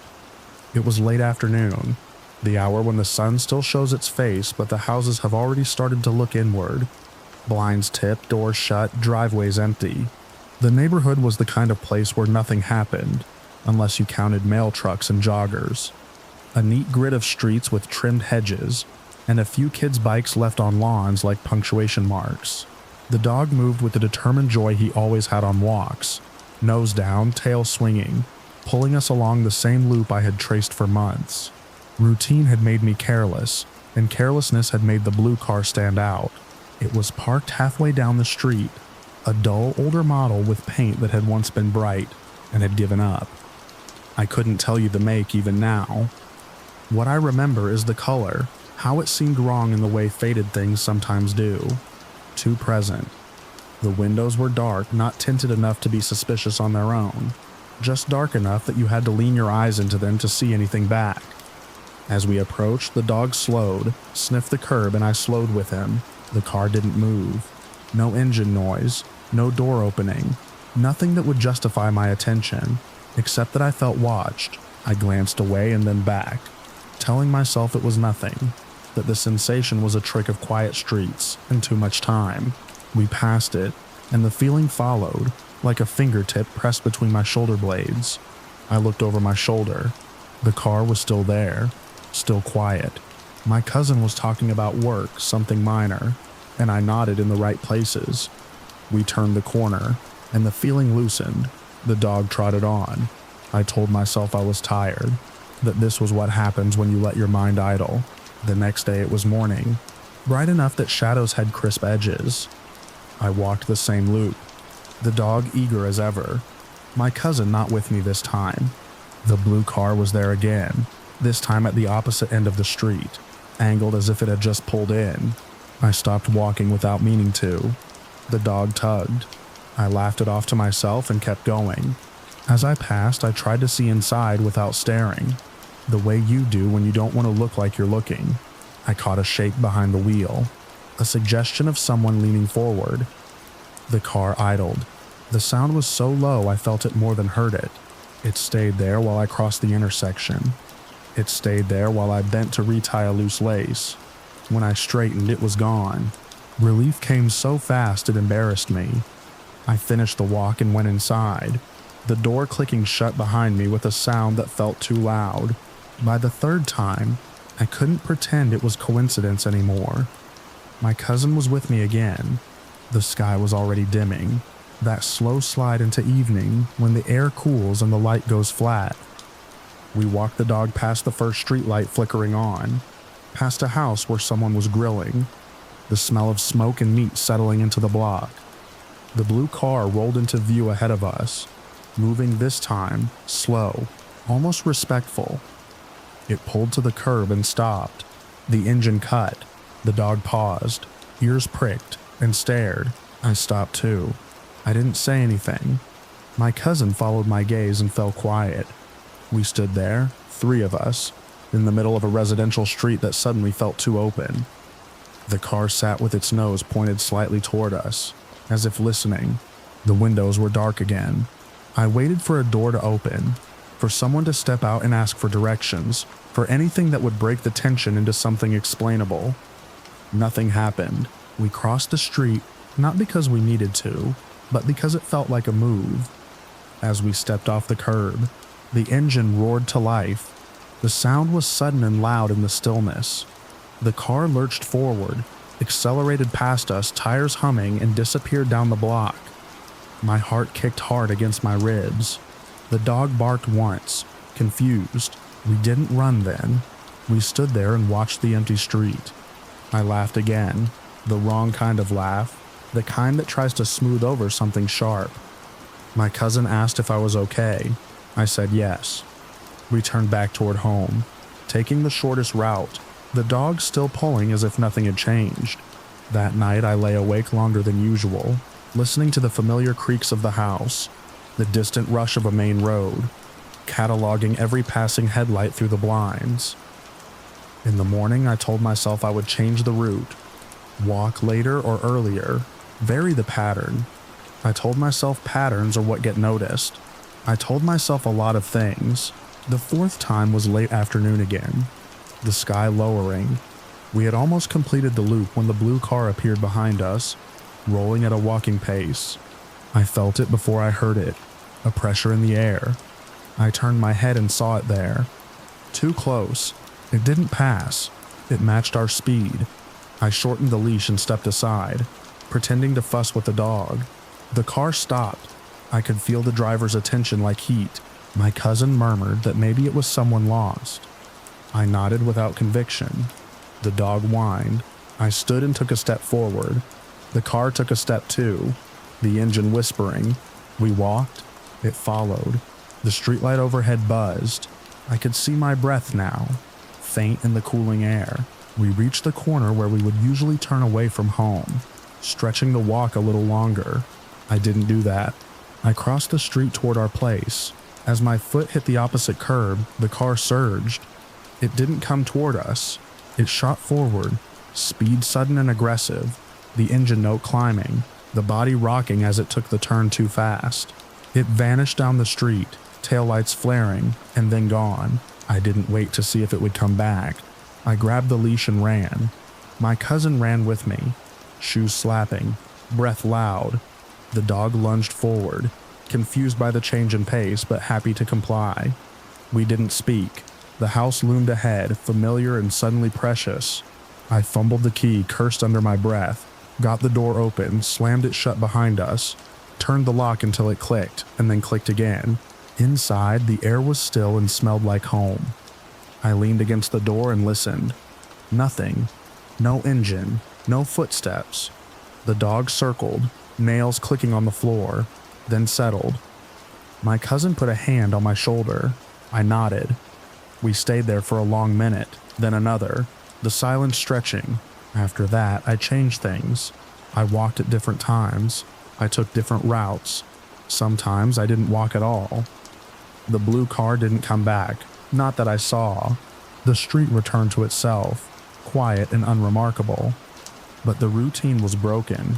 Even now, when I step off the curb with the leash in my hand, I feel the echo of that attention, the memory of a car that watched and waited and then sped away, leaving nothing behind but the knowledge that being seen can happen without your consent, and that sometimes the only resolution is to get home and close the door and listen to the ordinary sounds until they feel real again.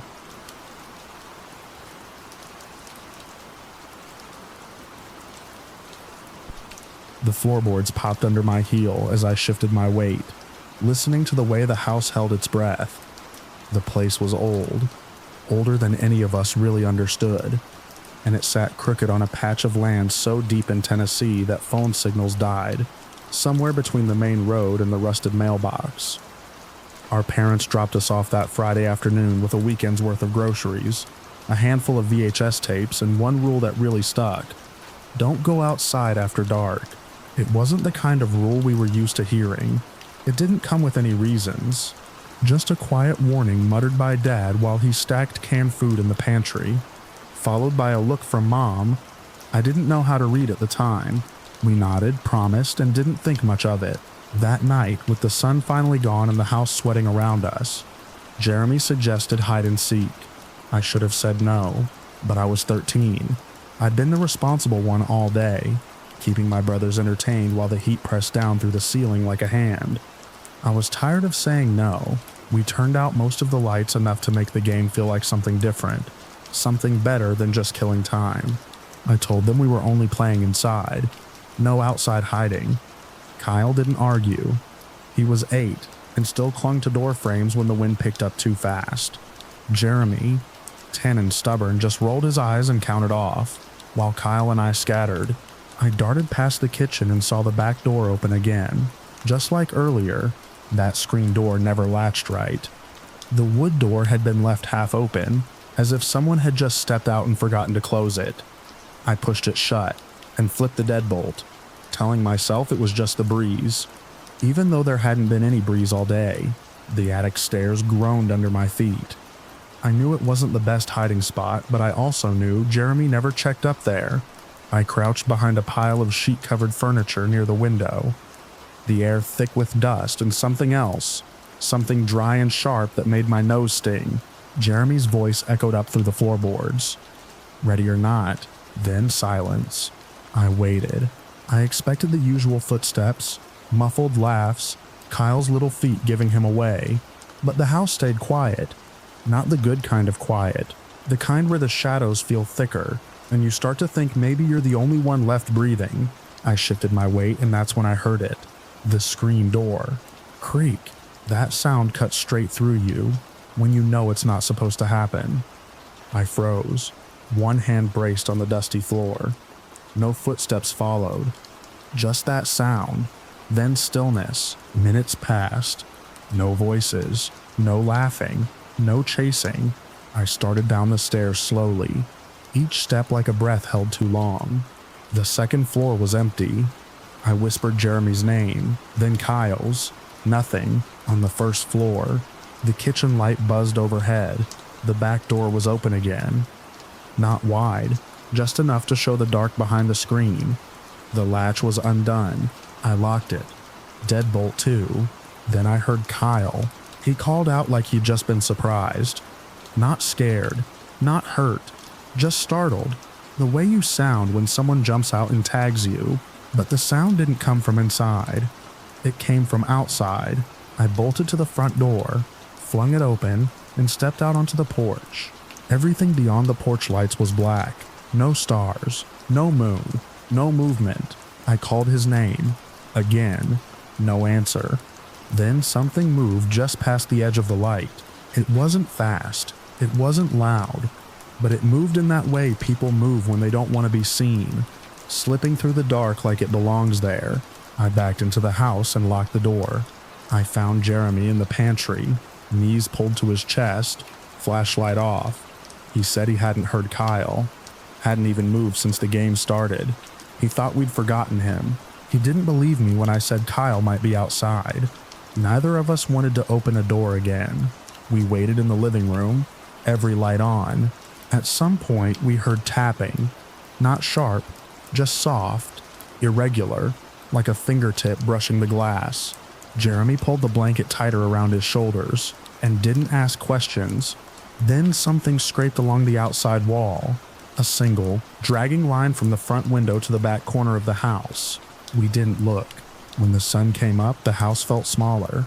Everything looked the same, except the back door was open again. I found Kyle in the shed behind the house, curled on a pile of old rags. His clothes were damp with dew. His eyes were open but glassy, like he hadn't slept. He didn't remember anything. Said he'd been hiding in the hall closet. Said he got bored waiting and fell asleep. But I checked that closet. I checked every single one, and it was empty.